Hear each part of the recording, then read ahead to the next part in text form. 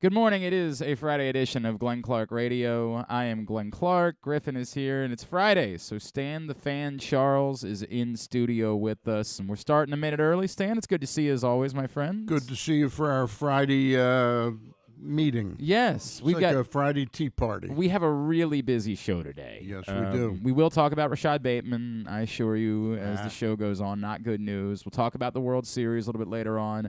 Tony Boselli, the Hall of Famer, he's with Westwood One. He's going to join us a little bit later on. We will preview Ravens Saints with him.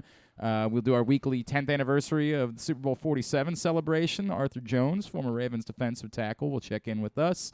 Bo Smolka, of course, will tell us more about what the Ravens are going to do at wide receiver, all that coming up on the program. But, Stan, we're going to kick things off today. I've been previewing college basketball season throughout the week, and you and I had a great chance to have a lengthy chat with our next guest just a couple of weeks ago for our print issue of PressBox, and you can go pick that up right now at your neighborhood Royal Farms, any of the hundreds of locations around town where you find PressBox. Can you hand that to me? Yeah, you can have it, absolutely. So there I can.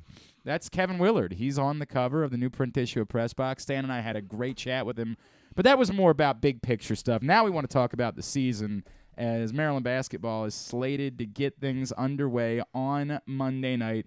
Kevin Willard is back with us here on GCR.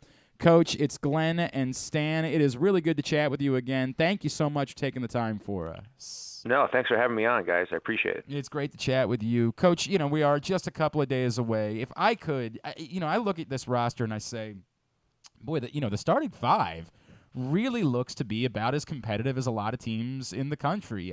I think the question for a lot of Maryland fans is, where are you after that? How are you feeling about this group and needing to find a little bit of depth in order to get through a season? Yeah, I mean, it's actually a great question because it's something that we've really been working hard on, different combinations with guys.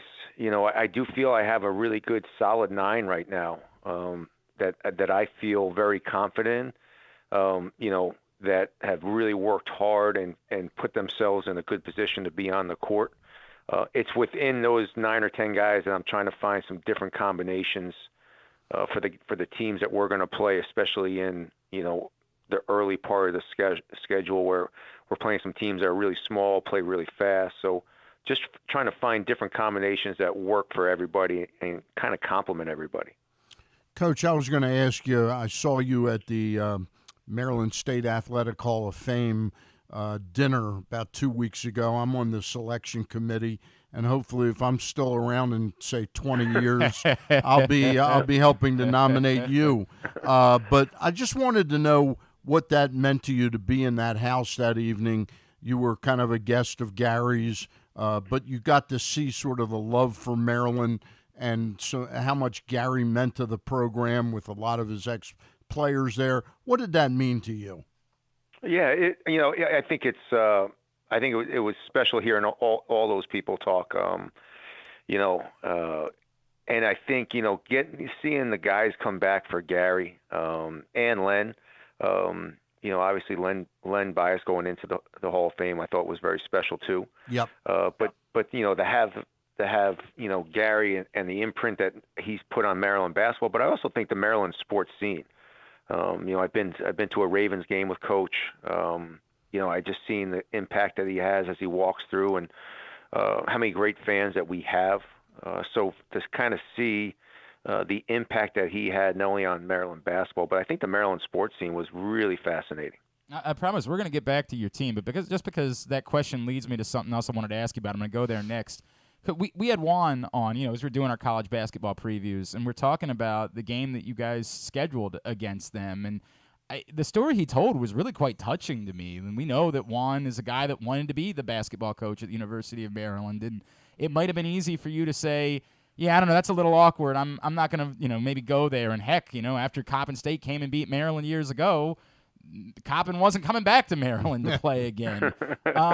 Your willingness to go there and to take that game and how all that came about, because I didn't know that story, Coach, and it really did. I thought it spoke a lot about you. Well, Juan's one of the greatest players that ever play here. I think it's not even, you see the impact that he had on this program, obviously being the guy that won the national championship, helped Coach win it. To me, when I first got it, it took me, to be perfect, it took me a couple weeks to we were trying to get the roster set up, and then obviously then you gotta schedule games, and just kind of talking to him and seeing how important it was for him to come back and coach in this building and be in the fan base was really important to him. And the former players are what made this program. We've had unbelievable coaches. Lefty, obviously, Coach Williams. Mark did a great job. But the players are what sustain this program.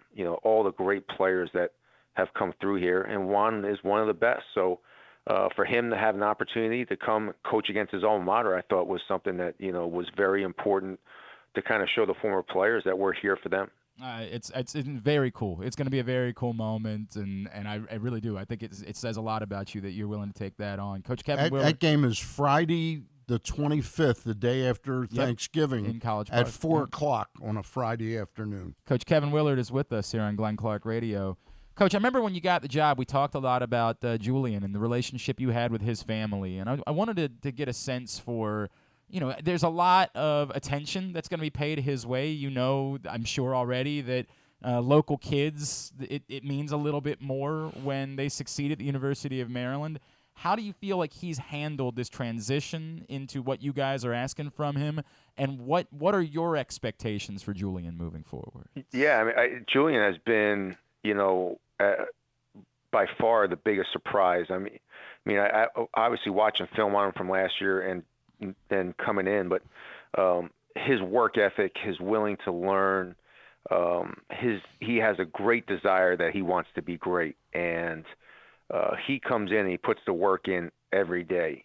He's here every day working on every aspect of his game, and he has matured dramatically in the past 3 months. And I think, I tell this to everybody about Julian is, his senior year was still kind of the COVID hangover.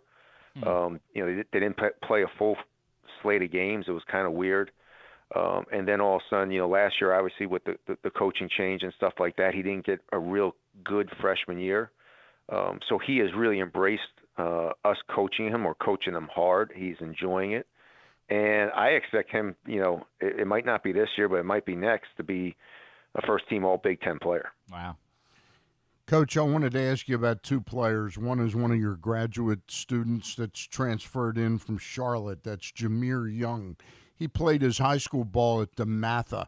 How important was it for you to snag somebody that has that and the lineage? Drought. Yeah.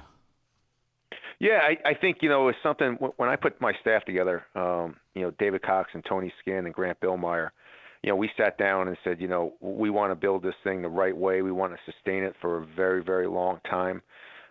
And we feel that we really had to start off with guys that were local guys, but also high character guys.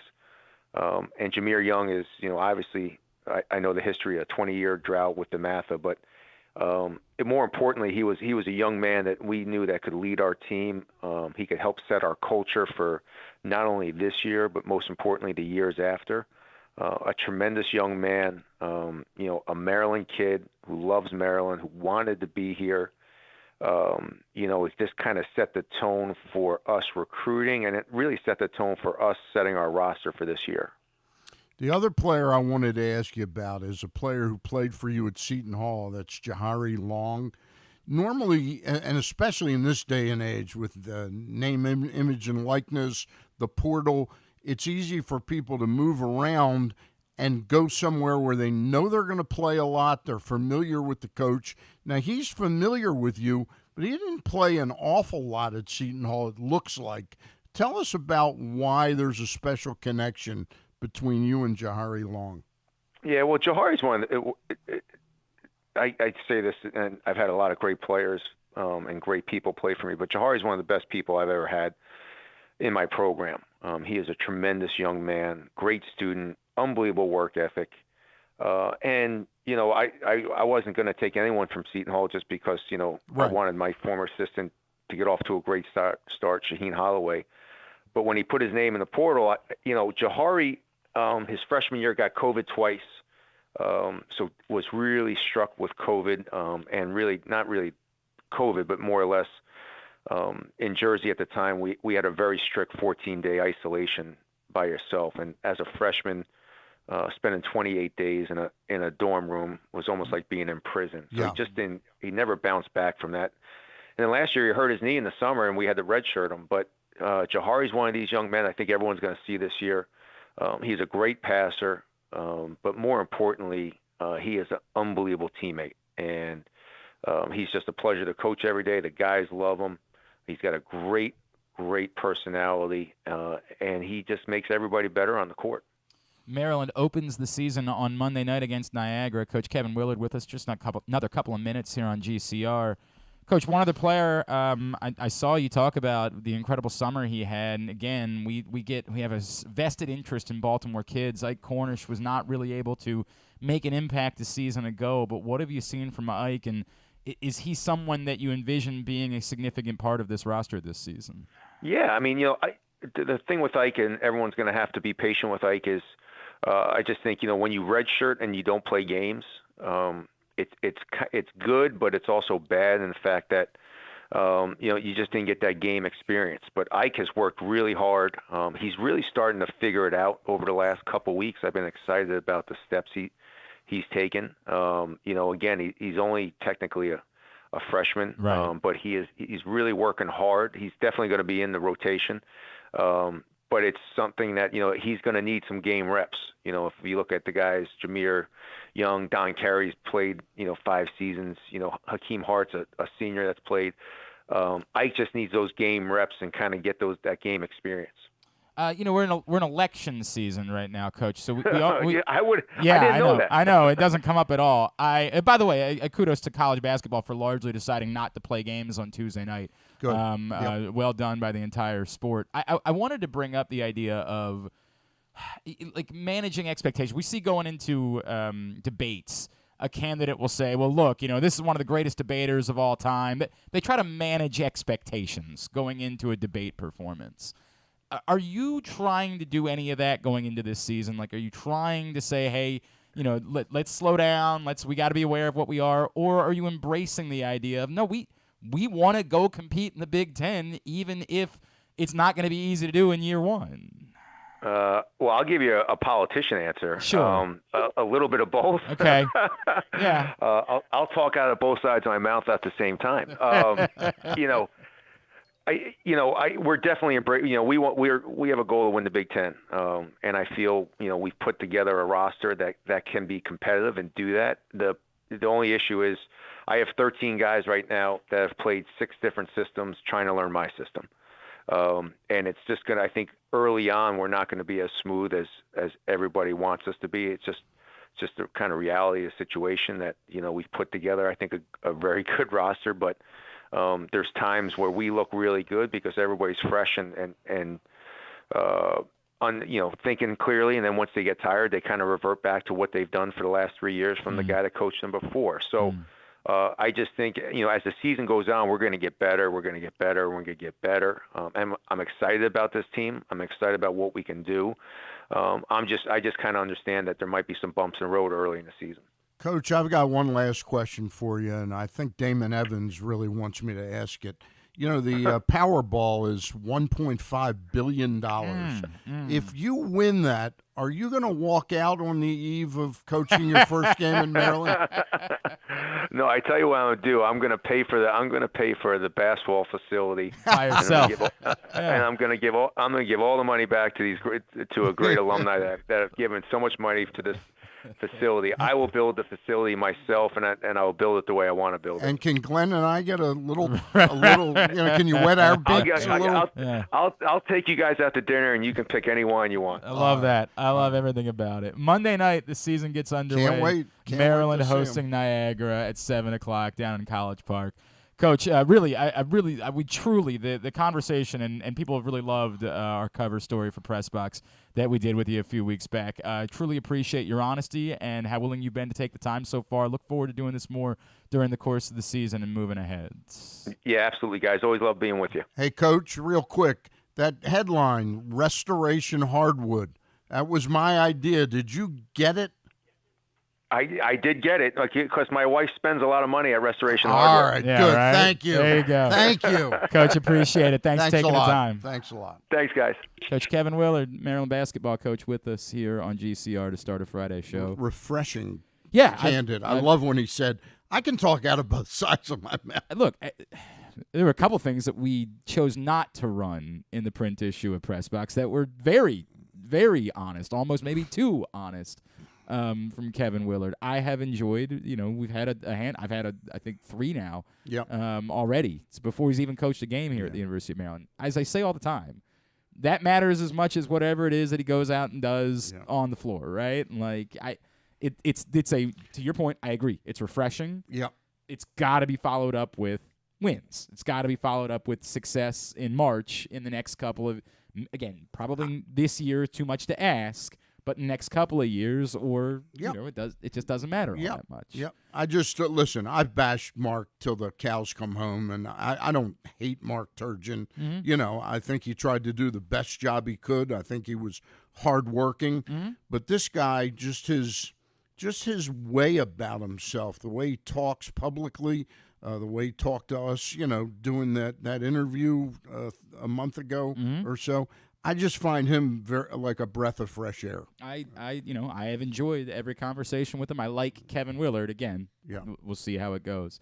Hey, online sports betting will be starting in Maryland in the next few weeks. PressBox is your source for the best offers and sign-up incentives. Starting now, you can get a $100 pre-registration credit from our friends at FanDuel by going to PressBoxOnline.com/offers. And the $100 credit is in addition to the new user promo that you'll get when they do go live. Just go to PressBoxOnline.com/offers right now to get your $100 FanDuel pre-registration bonus credit. PressBoxOnline.com/offers. Arthur Jones is going to join us in a few minutes, Stan. I want to take just a minute here to sort of react to the Rashad Bateman news, as it is the big story of the day in Baltimore. It's a bummer. It's a huge bummer.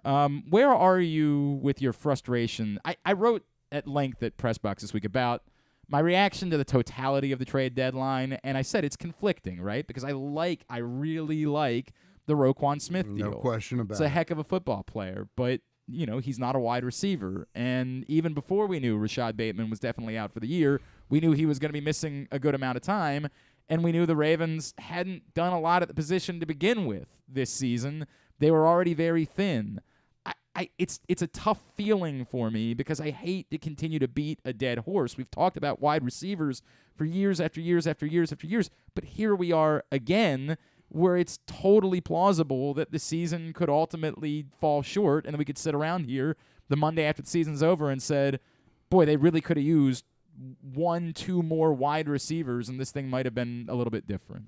Well, it's a bummer because you hate to see a player with his obvious skill sets, I'm talking about Bateman, fall into that sort of question mark category. No doubt about that. Can he play? Can he stay healthy? You can't make the club in the tub, as they used to say. It's a tough one. I think with how much money they're going to have invested, and my gut feeling is they will sign both Roquan Smith and Lamar Jackson. I think they will.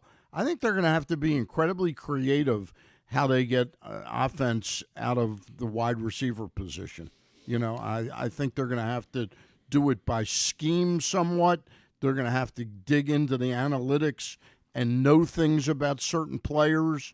I don't know exactly the familiarity they had with DeMarcus Robinson. Whether he's got to step up and really be a part of this offense. He played really well, now. obviously, on Thursday night, and you hope that's a sign of what can come. And I think the other point that a lot of people make is you have to keep drafting receivers. You have to keep doing it. You can't say, well, we drafted Rashad Bateman a couple years ago. And it didn't turn out the way we drafted wanted. Hollywood Brown a few years right. ago. We've used some number 1 picks on wide receivers. Well, you have to keep, the argument is maybe you got if they draft somebody from the University of Maryland, maybe they did once upon a time, and it worked out quite well for them when they did. You mean Jermaine Lewis?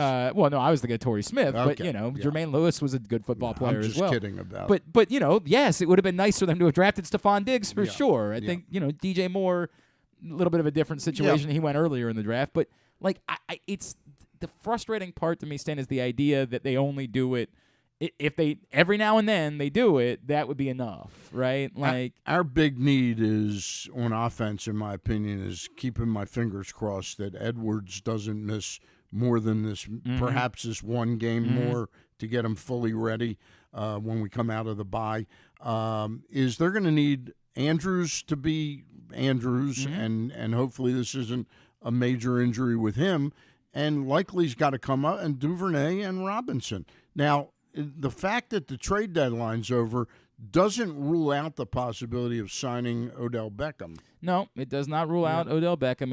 It's an awkward spot to pin your hopes on Odell Beckham because we still don't know that Odell Beckham is going to be able to play, right? Yeah. Like that's.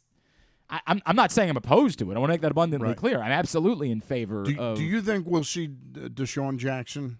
Well, I think he's going to have to. I don't think they have a choice. Yeah. Maybe it'll go Des Bryant again. My hope is that Brandon Cooks forces his way out of Houston. It's an awkward situation with Brandon Cooks in Houston. I don't know what to make of it. It's a good thing to wish for. Yeah, it's a very.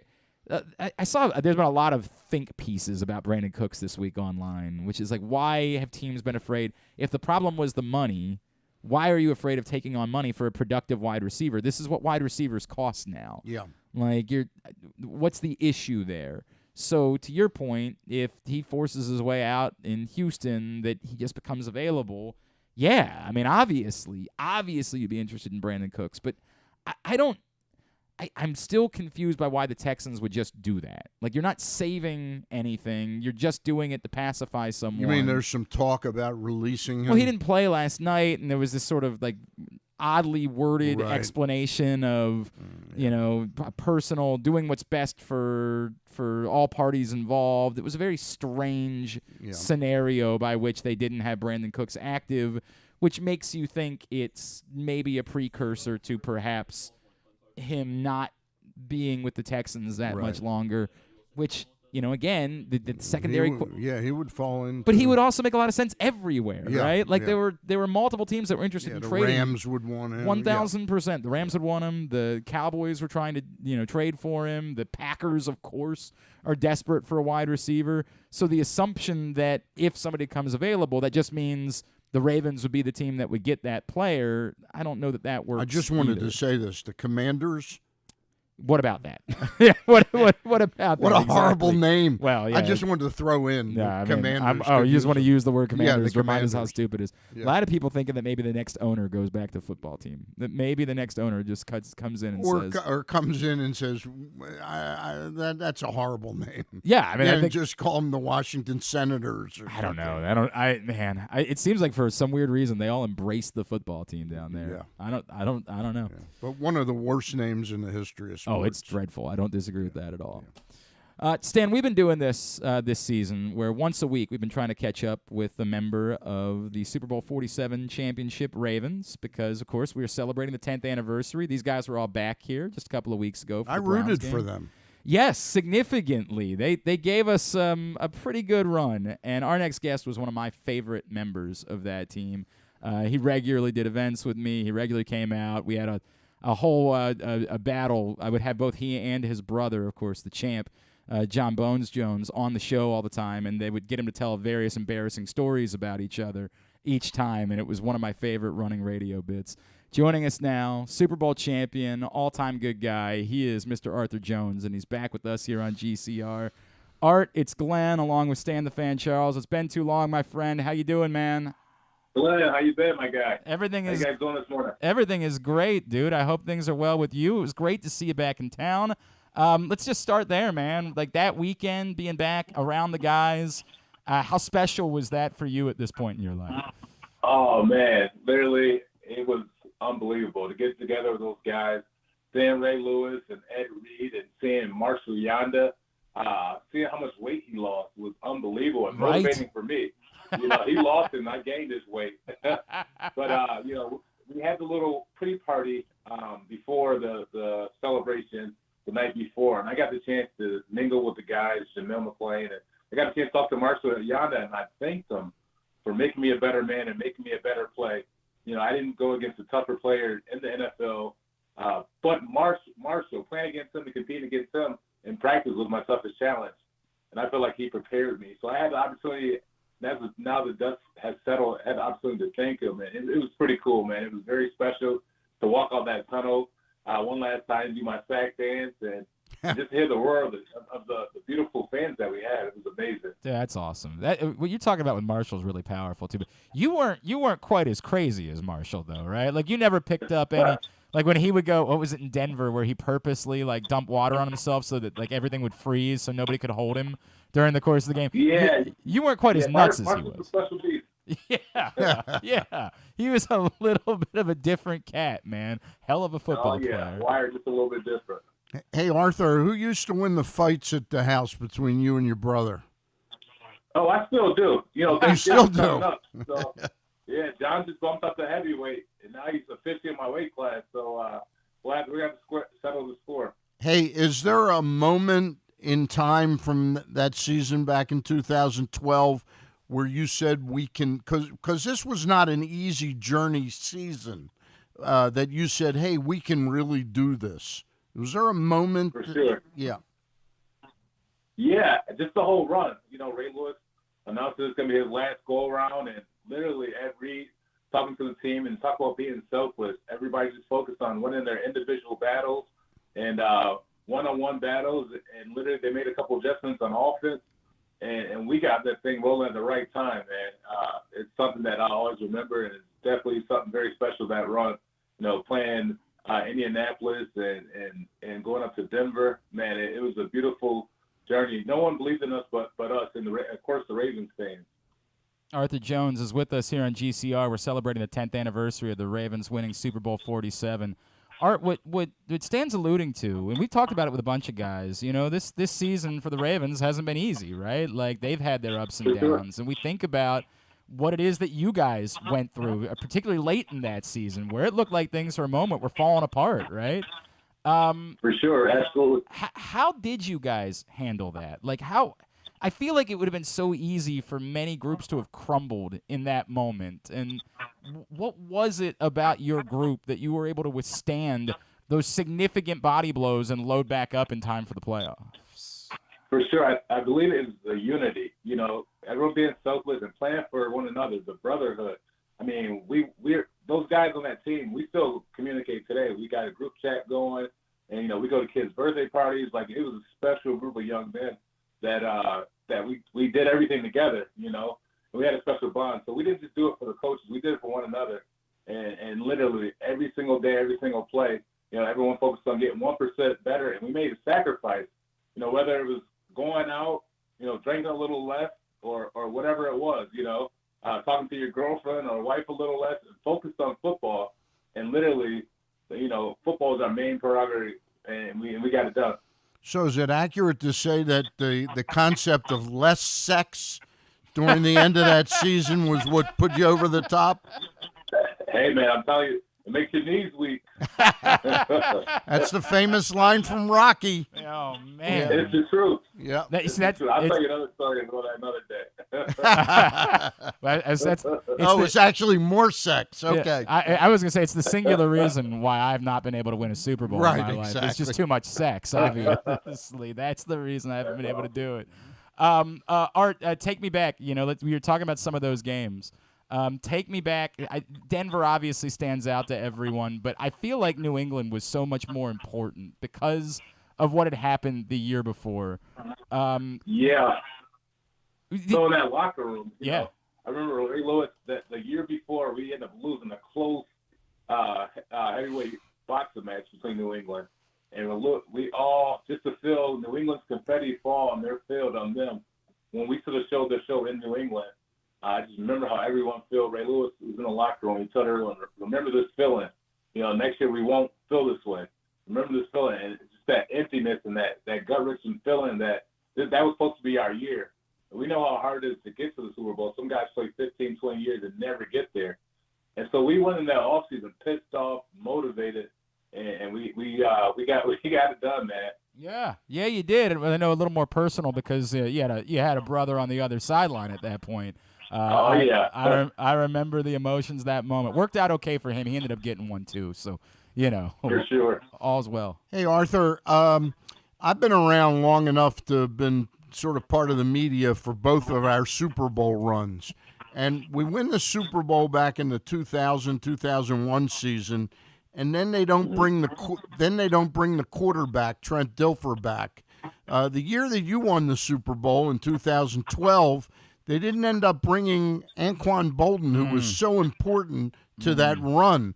Did that take? Can you see where that would take a little bit of the I don't know, the spirit of it?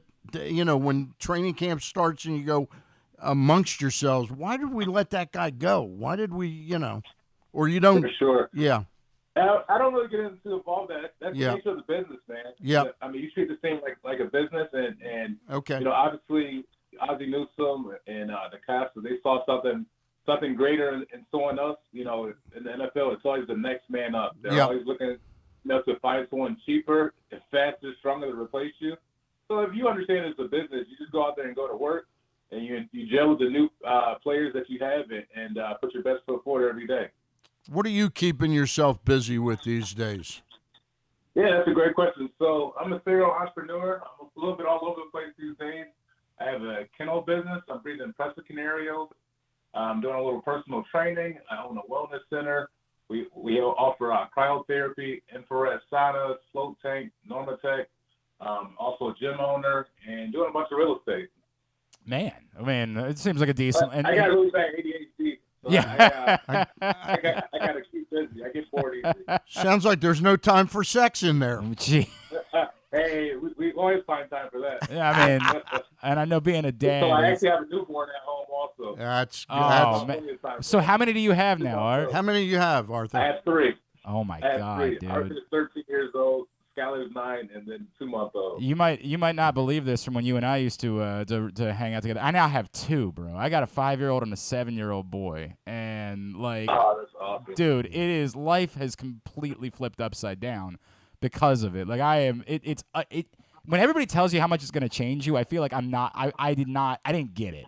Like I had no idea just how insanely much it would change me, man. Are you able to see us, Arthur? Are you watching us?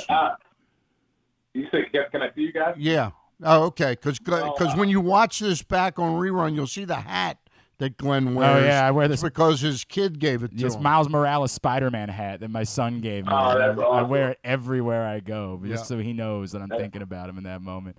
Hey, that's crazy. How kids can be your pride and joy. Like literally, when you think you can't love anymore, they just make your heart grow even more. No doubt, man. Yeah. Hey, before we let you go, what'd you keep? I feel like I've asked you that question before, but what'd you keep from that night in New Orleans? What'd you go back and get that you still have with you to this day? Man, just being accountable. Being selfless. Oh, I meant like physical. I meant like what kind of mementos did you take from that night? Like, did you go rip a sign down or anything? No, I didn't. I actually got a handful of confetti that I kept. Okay. That's about it. Oh, man, that's it. Man, we should find some. We got to track some other stuff down. Hey, Arthur. You got some stuff. Let's hook your boy up. Hey, Arthur, I asked our last guest, Kevin Willard, the head coach at Maryland men's basketball, what he'd do if he won the Powerball tomorrow. Are you playing? It's $1.5 billion. Oh, my God. Yeah, I got to get involved in that. All right. If you won Powerball, what would be the first thing that you would do? I know you already... Aside from giving us money. Well, I saw that you just gave a bunch of money to Syracuse. That was the first thing I was going to say. Right. I want to thank you guys all for warning me about the Powerball. And then, man, go start some more businesses. Hey, man. Having fun. That's probably the right way to go about doing things. Arthur Jones, brother, truly always love you, man. You've been so good to me over the years. Terrific player. Miss you around here. It's great to see you back, dude. We look forward to the next time that you're back this way. Thank you for taking a couple of minutes for us this morning. Hey, thanks for having me. It's always a blast. Appreciate you, bro. Arthur Jones, former Ravens defensive tackle, of course, part of the Super Bowl 47 team. Still beats the crap out of his brother. Dude, it was so. There was a. Oh God, I got to remember. There was his story. brother is younger, right? Yeah. Jones. Both brothers. And of course Chandler, who's still in the NFL. There was I want to say. So there was a legendary story. Remember from years ago about Kelly Gregg and Ray Lewis fighting in the locker room, right? Because they were both really great wrestlers, right? Like they were both all-world wrestlers. And I feel like I remember a story about Arthur Jones attempting to shoot fight Ray Lewis. There was a serious age difference at that point in their lives, but Ray Lewis's hubris being... Should I call him back? I don't know if we should call him back, but I wish I remembered the story because I feel like there was a good story about him shoot fighting Ray Lewis at one point. Dude, John, at that time... Do we have time? Yeah, we got a lot. We got Tony Boselli joining us in a minute. I'll text him in a minute. All right. We'll get an answer. We'll get it to him. So John was here all the time. Like, John was here constantly, and I would get a message. I would say, hey, dude, John's going to be in town. Do you want to have him come by the studio? I'd be like, yeah, I think I can squeeze in time for the light heavyweight champion of the world. I feel like I can squeeze in a couple of minutes if John wants to swing by. Look, I know that there have been a lot of things with John in recent years, and unfortunately, there have been a few stories that maybe weren't so great. But when Arthur was here, John would text over, be like, dude, let's do something for charity. I'd be like, all right. He's like, he agreed that we could invite listeners into the studio, and if they donated 100 canned goods to a charity in town, he would take pictures with them, and he would... Well, I thought it would be like if you donated 100 cans, you get your ass kicked by him. I got my ass kicked. That was the way it worked. I would, whenever he was in studio, he would say, if we collect... whatever it is, 1,000 canned goods total. I'll slap Glenn Clark around. I took a leg kick. I took a punch to the stomach. I got my ass kicked a couple of times by John Bones Jones. That fight between, the wrestling match between Kelly Gregg and Ray Lewis, I'd never really heard that, believe it or not. What would have happened if one of them got hurt? I don't really want to think about that. Like a torn tendon in your knee that you're missing. Nothing good's going to come from that. Nothing good. But, the story with Cal Ripken used to do a lot of heavy sort of fighting and in good spirit, but you can get hurt very easily. Yeah, you come in. And he was the Iron Man. Terrell Suggs got hurt playing basketball, right? Like, when you do any of these things, there's a chance of you getting hurt. All right, Ravens Saints coming up on Monday night. Tony Boselli, now a Hall of Famer, long overdue, HOF, is going to join us. He's on the call for Westwood One. We're going to talk some World Series as well. Stan the Fan Charles is in studio with us. Today's show is brought to you by Guilford Hall Brewery. If you have not been, you are missing out on a gem in our city. 1611 Guilford Avenue in Station North. Bavarian-style menu. Excellent craft beer selection, including the Guilford Hall Lager. They've got live music during the week, yappy hours, bar trivia, all sorts of events going on. Again, go to guilfordhall.com right now in order to find out more. It is a Friday edition of Glenn Clark Radio. Experience the best in Kamado Grilling, a complete outdoor cooking appliance. The Ginsu Kamado Grill allows anyone to sear, grill, bake, and smoke all types of food. Designed for efficiency and function, the Ginsu Kamado Grill upholds the enduring legacy of the iconic Ginsu brand. The Ginsu Kamado Grill is perfect to cook all year round, is great for parties, and ideal for tailgating with your friends. Reserve your Ginsu Kamado Grill today at ginsugrills.com and get $100 off on your pre-order when you use the promo code TAILGATE. That's ginsugrills.com. Reserve yours today. The latest edition of PressBox is available now. On the cover, New Maryland basketball coach Kevin Willard sits down with Stan Charles and Glenn Clark to discuss the situation he inherited in College Park and how he plans to get the program turned around. Also, inside, we introduce you to men's and women's college basketball players from all of the teams in the area. And Bo Smolka profiles Ravens receiver Devin Duvernay. PressBox is available for free at over 500 area locations, including 60 Royal Farm stores, and you can always find the entire edition as well as the best daily coverage of the Orioles, Ravens, and Terps at PressBoxOnline.com. Another Orioles season is in the books, and the Bat-Around was there every step of the way as the Birds posted their first winning season in 6 years. And after promoting 2 #1 overall prospects in Adley Rutschman and Gunnar Henderson, Mike Elias has said it's liftoff from here. Hi, I'm Paul Valley, and along with my co-host Zach Goodman, we'll be here every Saturday from 10 a.m. to noon all off season, discussing every signing, trade, and waiver claim as we navigate the cold winter months that lead to spring training. You can watch us at youtube.com/PressBoxOnline and Facebook.com/PressBoxSports, or listen live at PressBoxOnline.com/radio. And if you miss a show, you can find us anywhere you get your podcasts. So tune into the Bat-Around with Paul Valley and Zach Goodman every Saturday from 10 a.m. to noon right here at PressBox Sports.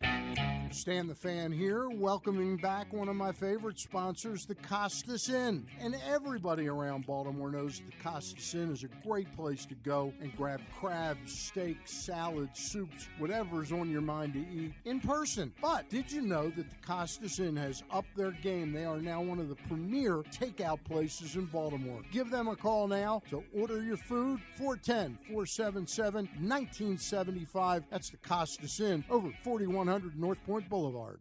The Baltimore County Police Department is hiring. Entry-level officers start at close to $59,000 a year with a $10,000 bonus. Some restrictions apply. Plus a great retirement plan, medical, dental, and vision insurance, advancement to specialized units, tuition reimbursement, 15 sick days earned per calendar year, and even further incentives for military members and veterans. If you have a passion for service and want a career for life, visit joinbaltimorecountypd.com or call 410-887-5542. You must be a United States citizen, possess a valid driver's license, and have a high school diploma or GED equivalent. The Baltimore County Police Department is an equal opportunity employer.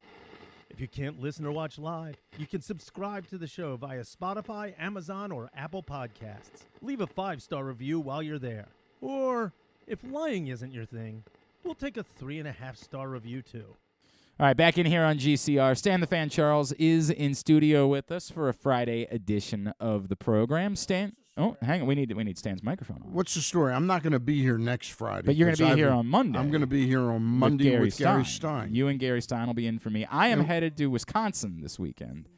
You're moving to Wisconsin? Forever. Moving. The weather is so pleasant. I wanted to make sure I spent my falls in a place where correct.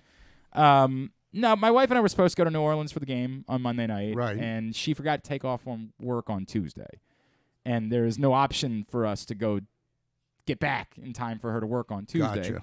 So we were scrambling for what we could do instead, and we decided we're going to go out to the Maryland-Wisconsin game tomorrow in Madison.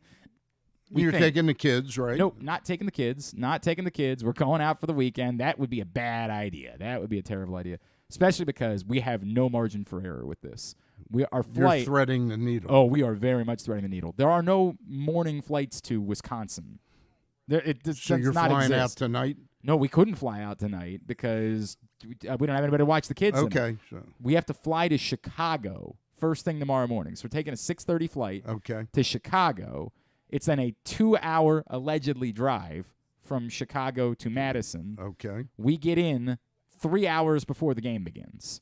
So there is no margin for error. Game starts at noon our time. So 11 a.m. Central Time. Okay. Our flight lands at 7:50-something Central Time. So we have to get off the plane, get a rental car, get in the car, hope for no traffic, and make the best out of racing to Madison, Wisconsin to try to be there in time for the game. I have asked Dustin Simonovic, the SID at Maryland. I said, to pick you up at the airport? I said, would you be willing, if we're in a bind, to do something to trip the power, create a power outage at the game to delay the start to make sure that we can get there in time. I love that idea. I did not get a confirm back from Dustin, unfortunately. I guess he's a professional and does his job well and all those things. So he would not participate in that scheme with me. Just curious. So you're renting the car for how many days? 3 days. And 2 days. 2 days. Was it crazy price-wise? This is a nightmare, too. We're going to drive back to Chicago on Monday because we wanted to drop the car off in Milwaukee on Monday. If we had done that, it was going to be something like $80 a day. I mean, it was going to be reasonable. No, it would have been. What we're getting the car for is quite reasonable. What do you get? I'm just curious. I don't know, man. Now you're okay. I mean, not exactly. Sorry, like $200. No, less than that. Less than that. I mean, it was it was like $50 a day. I've heard that because of the pandemic, and car rental companies. I'm planning to go to spring training this year. Okay. I heard that a car for 7 or 8 days, which usually $300, $350, is like $1,000. It has been. I remember when I was trying to go to Atlanta a couple summers ago, the car rental was a disaster. I mean, it was a nightmare scenario for me. This one, because I was getting it in Chicago and bringing it back to Chicago, not that bad. Same thing. If we had flown into Milwaukee and brought it back to Milwaukee, it wasn't going to be that bad. But trying to pick it up in Chicago on Saturday and drop it off in Milwaukee on Monday was a big upcharge. Was going to be asked so much so that we are going to drive back to Chicago on Monday to fly home. It's a nightmare. How the distance from Milwaukee to Madison? It's about an extra hour. It's about an extra hour that we're adding each way by Okay. going to and the Madison airport. There's only like 3 airlines that fly into it. Right. Southwest is not one of them, so that was not an option. Did you check the weather yet for the game? Oh God, I don't even want to think about that. No, because Okay. That was a big Do you want me to- snowstorm. yeah, thanks Big a lot. Thanks a I lot. think it's a good thing you took the under on the game total. Oh, really? Yeah. Why? It's gonna be raining when it starts, and then it'll be like 25-mile-per-hour winds after that. My wife is going to say, I swear to God, I cannot have her find out. Okay. I cannot have her find that out. I somehow Is it too late to cancel? we bought too many of the You other bought things. too many of We already booked a B&B for the weekend. Like, there's too many other so it things looks like going I'll on. be doing the show when he's recovering from Yeah, the right. flu. Hypothermia. Yeah, correct. actually.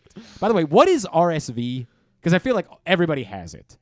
That's respiratory. That's the one that mostly kids get. Oh, kids and are some doing it. senior Okay. citizens get. Because I'm Which telling I'm you, a senior citizen. Stan, there has been more mucus this year for me than there has been. And I deal with a lot of things allergy-wise, but this is starting to feel. It ain't COVID because I've tested for that 100 times. Right. There is so much mucus that I've been dealing with for the past week, and I've been joking about it, and I'm seeing the same thing from everybody else. Where, like, literally you're feeling it as you try to take a breath at this point. I don't know They'll probably what's. find out in the next couple of years that the vaccines cause. Oh, that. good, Yeah. good. That's good. We should sow more doubt. Yeah. That's a good. God. I think seriously, global warming, which a lot of our friends don't believe in. Mm-hmm. I think it's causing like much more pollen and allergens to be created naturally out there. I've had a lot of problems with my throat. Oh my God! I'm sorry, Stan. I just looked at the weather. Weather. God damn it! Yeah. It's thunderstorms. You said rain. There's thunderstorms. I think they should be clear by the time it starts. It says That's thunderstorms. just happening at the time he's driving and lands in Chicago. And when I have no margin for error on getting there. Oh my God! What a nightmare! This is a nightmare. You know what you do? What? Seriously. You rent the car in Chicago. Yeah. Just stay in Chicago. Just stay in Chicago. And watch Correct. seriously, watch the game. Get a hotel in Chicago. This is such Take your wife out to a great dinner in Chicago. And you come back and you tell people, yeah, that Maryland game was something. Okay, I'm the idiot because I was trying to figure out why the tickets were so cheap. I got tickets yesterday for this football game, Stan, Right. for like $20. $20, and they were 15 rows behind the bench at the 50-yard line. I was like, I mean, I get Wisconsin's having kind of a down year. Yeah, like, I understand, but I didn't think that it would turn into. Yeah. Oh boy, I feel bad for you. This is really affecting my day now. I hear. Because somehow now I don't know. But you're a professional. I am a professional, and we will move forward. I promise. But you understand, I both have to somehow figure out a way to encourage her to dress for the weather that might happen, while not informing her about the weather that might happen. Like, I somehow have to thread the needle of. I will keep it our little secret, okay? But I think But the move is, honey. We you know how we were trying to thread all the needles, but we didn't look at the weather. The weather's going to be terrible. How about if we stay in Chicago? There's got to be a great comedy show or something in Chicago that you can see. Your nephew is listening this morning and just texted me and said, and he was trying to get me to do this last week. He said, just ditch the wife and come to New Orleans with me. By the way, at this point, if I tell her what the weather is, there's a half a chance. She says, just go to New Orleans. Just go to New Orleans. Although, no, she'd want to. Can I work? Can I work for her Tuesday? You want to go over to Goucher her and run the equestrian team? I'll do it. I'll do it for you. You know how to take care of the horses. I'll learn. Okay, I appreciate what you're willing to do for me. I was a hot walker for one day. Were you at really? Pimlico Racetrack? Were you really? I was a racetrack junkie back in my late teens, early 20s, and I wanted to be around the racetrack, so I walked horses one day for I think it was Dickie Dutrow. And I saw a horse, like, kick.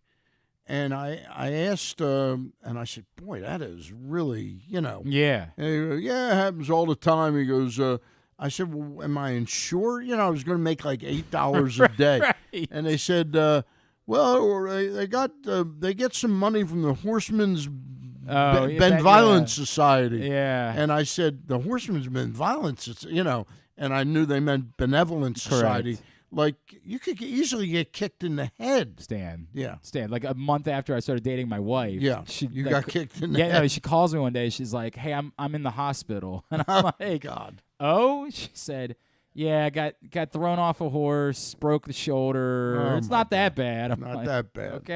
Okay. You say so. That was a one day. Now, I also didn't care for the getting up at like 5 in the morning to get there, but I quit after one day. If we get to 8:15 and my wife is still awake and not in a robe, I assume it's because somebody has passed away. I assume it's because she's up at 4 o'clock every day. Every day. All right, Tony Boselli, we're hoping we're going to connect with him in a bit. Let's take a minute now to talk about the World Series while we are trying to connect with Tony Boselli. Astros go up 3-2 last night. A couple of things that jump out to me. One, Stan, is it did feel really good to me for Trey Mancini to at least be able to contribute. If the Astros end up winning the World Series, he gets the ring no matter what, right? And the ring's the ring. It's always going to be meaningful to you, but it has been such a... It would be a reminder to him in some ways of where I didn't succeed as a professional. It has been so brutal this postseason that I almost feel like, to exactly what you said, that if he didn't do something to contribute, that it would almost take away from. Like, it would almost be the type of thing where I failed. Stephanie Epstein from SI wrote a piece today for SI about Trey Mancini's emotions after last night, and sort of significantly to exactly what it is that we're discussing. He's disappointed. They brought him in to be a legitimate bat, and he has not been that. The quote, I got traded here to be an impact hitter. I'm sorry that I haven't been. Yep. I think it leads an amount of potential awkwardness. And I know that one play alone doesn't fix all of that. I'm sure he's still very disappointed in how he's hit during the course of the postseason. But it felt good to me to see Trey do something to be able to contribute. Is there any doubt that Mo both was around first base last night, and then to help Trey, he was on Chas McCormick's back. Right. He went out. I mean, that was some catch. That was an incredible play. That was an incredible play. I tweeted something last night, and I follow it closely, and I'm going to write something at the end. But I did not know the Phillies' exact roster, and I could not believe that Roy Thomas, the manager of the Phillies, Thompson. Rob Thompson. Rob Thompson. Yes. I could not believe, I got the initials right. Yes. I could not believe he did not pinch hit for Brendan Marsh in the bottom of the 8th inning with the tying run at third. That may be one of the most predictably poor at-bats I've ever seen in the World Series. But we looked at their roster this morning. That's something. They have an extra pitcher. They have 13 pitchers. They have 3 left-handed pitchers for Alvarez to make sure they have somebody.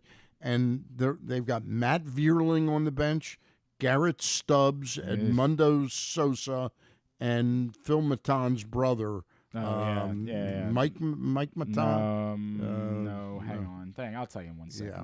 But yes, your point. They don't have a bat. They don't have a bat. They don't have Nick Maton. Nick Maton. It's hard to believe that somehow that Dave Dombrowski missed that little thing. You know, he came in and they tweaked some things. Most notably, he didn't like, he travels with his team. He always has. When he was with the Marlins, when he was with the White Sox, he traveled with he didn't think Girardi was the right guy for the job. Well, got that part right. He got that part right. And he got the Brandon Marsh acquisition right, solidified center field, and Stott at shortstop over Didi Gregorius. But they could definitely have used a bat in that spot. There's no doubt about it. All right, Stan the Fan. Monday Night Football coming up. The Ravens are in New Orleans taking on the Saints. Our next guest is going to be on the call for Westwood One. It is a pleasure for us to welcome in. Yeah, the first time I get to welcome him in as a well overdue, a Hall of Famer. He is the great Tony Boselli, and he is with us now here on GCR. Tony, it's Glenn and Stan the Fan Charles in Baltimore. Thank you for taking the time for us as always, and a truly heartfelt congratulations on your induction into Canton, my friends. Oh, I appreciate it, Glenn. Thank you very much. It's always good to be welcomed in with that tag at the front end. So I imagine you haven't gotten tired of it yet. I imagine you're still all right. Yeah. Imagine I'm good with it. I don't think I'll ever get tired with that. I can't imagine. Tony, great to chat with you. Monday Night Football obviously coming up. A little bit awkward for us in Baltimore because the big storyline again now seems to be the injury report, and we'll wait on more news with Gus Edwards and Mark Andrews. But the thing that stands out in the last 24 hours, the Ravens lose Rashad Bateman for the season. We knew he wasn't going to play on Monday, but this is a pretty devastating blow around these parts just because of how thin the Ravens are at the position. We saw a team in the second half against the Buccaneers was back to dominating on the ground and played well without Rashad Bateman and without Mark Andrews. Can the Ravens do this? Can they compete with the top dogs in the AFC without having a proven sort of top commodity at the wide receiver position the rest of the season? Well, I mean, if you look at what you guys have done over the last several years, I mean, it's not like you've had superstars outside, and I think that just even speaks to the greatness and the great play of Lamar Jackson. Outside of last year where he was beat up on the second half, I mean, this guy's played at such a high level that he is so dynamic, he stresses defenses. Yes, you'd like your top-end guys. I think Mark Andrews is a big one. I mean, you got to make sure that guy's ready to go for the stretch run. But Lamar Jackson, the pressure he puts on the defense, I don't think people appreciate because you have to account for him on every down. And because it's not like he can just go get you a first down or beat you for a first down. He can take it to the house with his legs. And I think he's getting better and better every year since his rookie year, throwing the ball more accurate. And so he's the key. I mean, he's what makes that whole thing go. And yes, the injuries are piling up. I mean, you even look on the back, early in the season and, defensively on the back half of that, in that secondary, you guys have been beat up but I think the good news is this. In the AFC, you have two teams. You have the Chiefs and the Bills that have really separated themselves as the two best. And then it's wide open. And I would say the Ravens are at the top of that heap of the wide open. And if you can just try to get people healthy in December, going into January, and stay at top of that, of your division, get hot in the playoffs, and it's anyone's game. That's the beauty of the NFL playoffs. So I think the Ravens are in a good position overall. You do worry about the injuries piling up, though. Tony, I was looking at the Ravens' schedule. I'm wondering how John Harbaugh navigates this from a conceptual standpoint. Is this a game that the Ravens, you don't want to lose a game, but you're more careful with a couple players like Gus Edwards and Mark Andrews, and you worry about winning the games after the bye?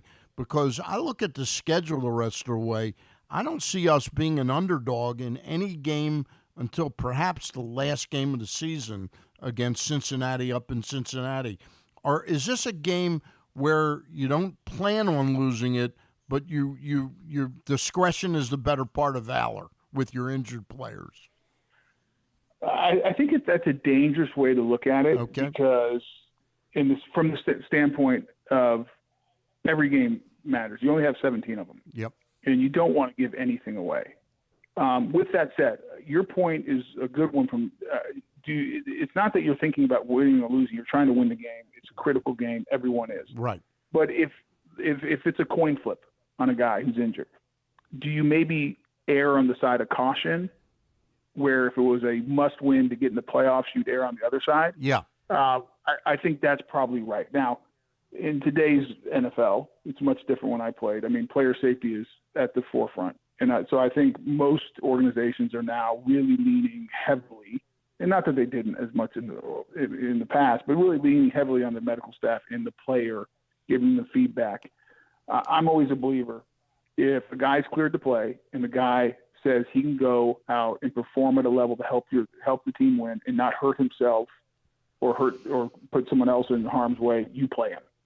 I just think, these games are all too important. He is Tony Boselli. He will be on the call Monday night for Westwood One. He's with us here on GCR.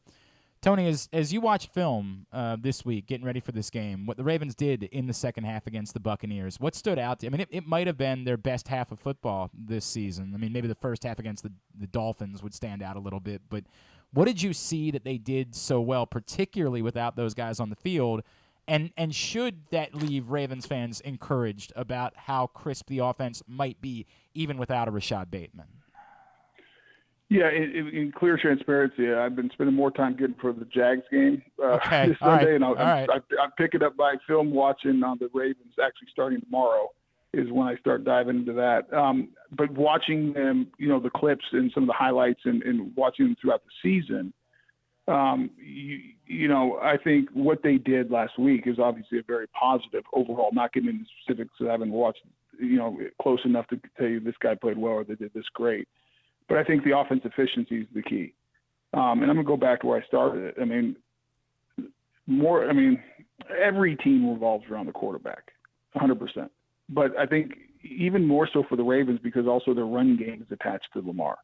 And what he can do and the pressure he puts on some of those kind of zone read options where you got to account for him and you got to have a guy who can handle him in space. And so that does open up some more running lanes for those backs, and it does help the offensive line with some of the angles and what they're able to do. And so I think, anytime you can come out of a game and being as efficient as they were, that's something you can build on. Tony, a quick question about your career. I just was looking it up, and you were drafted as a number 2 pick in 1995, correct? Yes. And Jonathan Ogden was the number 1 pick that year. Am I right on that? He wasn't number 1 overall. No, I mean, he was the Raven. That's right. He was the Raven. Yeah. Oh, so Tony went in front of him. Was there a Ogden was 96. Ogden was 96. Actually, Ogden was I screwed that up. I screwed that. Okay. Yeah. Okay. But I knew you were a real force there on the offensive line of the Jaguars. Saw those games. They were some tremendous games between the Ravens and the Jags. Was there much of a rivalry between you, even though the thrust of my question was wrong? But was there much of a rivalry, as much as 2 offensive linemen can have, between you and J.O.? Be the best tackle in football. Yeah. Yeah, no, I never looked at it that way. J.O. my only rivalry with J.O. would be he's a Bruin and I was a Trojan. So that's right. I forgot that too. Yeah.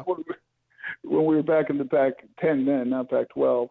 No, not at all. I actually appreciated watching the great tackle. I think that was the best era of tackles, especially left tackles, and maybe in the history of the game.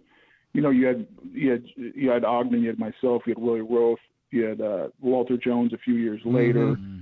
Orlando Pace. Even before Orlando Pace. Yeah. You had 2 guys who are in the Hall of Fame were hell of players. You had Richmond Webb and Bruce Armstrong. You had a lot of really good. Willie Anderson, the guy too, right? Ogden, Gary Zimmerman, yes. Yeah. The guy that Jonathan Ogden replaced, Tony Jones, was a heck of a left tackle. Great, terrific. Yep. Yeah, so there were so many great players. So I always, if anything, I always remember sometimes going to those games and thinking back is I knew that Michael McCrary, who's the guy I blocked most of the time with those Ravens teams, he was going to be ready to play because he was prepping against Ogden all week. Yeah, that's a good point. He was getting another good player. So, but as far as rivalry, I was, I never rooted against another left tackle. I wanted to be the best. There's no doubt about that, and I'm sure Ogden wanted to be the best. But as far as I might compare my game and what I could learn from watching tape of a guy like Ogden because I had so much respect for him. But there was no real competition. I got out of that answer what I wanted, that you appreciated him as a player. Yeah. That's what I was expecting. Oh, gosh. Yeah. Are you kidding me? You watch Jonathan Ogden, and, I'm a big man, but he's bigger than me. Yeah. And the athletic ability he had. I remember watching him at UCLA as a freshman, and watching his career there and playing against the Bruins every year. And then happened to be in the same division as him. So I watched a lot of tape of Jonathan Ogden because as we prepped for the Bengals or the Browns or the Steelers or the Titans or whoever it was, inevitably some of the game tape I would watch would be Ogden playing against those guys. So yeah, I had the utmost respect for him and the way he played the game. Tony, the Ravens acquire Roquan Smith at the deadline this week. I guess twofold. One, your reaction to the move. It's a bold move to go get a heck of a football player. And then, what early on Monday night, what's fair to expect? Like, I'd like to think that it's as simple as, it's football, right? Like, step in right away, be ready to go. Or is there more of, a learning curve with a new defense, even for someone as talented and accomplished as Roquan Smith? Well, I mean, yes, there is. I mean, especially I think on the coverage side. I mean, because every defensive coordinator, I mean, you have your base coverages, cover 2, cover 3, you got man, you have quarters, you have, all the different combination coverages. But there's always nuances to each of those coverages as well of how a defensive coordinator wants to match up and do different things. So, I mean, I think there's obviously a learning curve there and, and how, gap responsibilities in different fronts, whether it's an under and over, so on and so forth. However, Roquan's been around, and he's a heck of a football player, and he's a smart guy. And so I think that it'll be a quick learning curve. It'll be interesting to see, is he the every down linebacker, on his first game after only being there a week, or are they going to, put him in situations and work him into where he becomes the every down linebacker. But I thought it was an aggressive trade.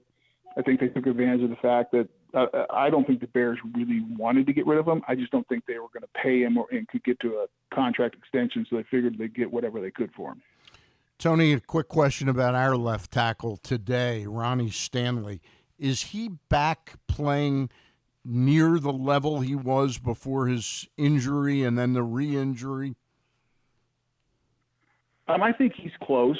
I mean, I think what you said is the biggest thing with Ronnie is just the ability to stay healthy. Yeah. And he's got the injury bug.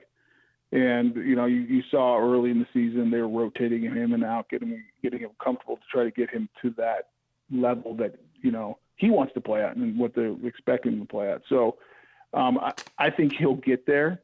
I think he's close. I think the key is him just staying healthy so he can get in the flow and get into the rhythm and, kind of get that feeling back that he had prior to getting injured where he was playing at a high level. I mean, in moments, he's looked like Ronnie Stanley. Yeah. He's definitely, it's been encouraging for sure. It really has. Tony, before we let you go, there's another team playing in this game on Monday night, and I feel like we've been, I don't know, dismissive is the wrong word because I think we all recognize the Saints.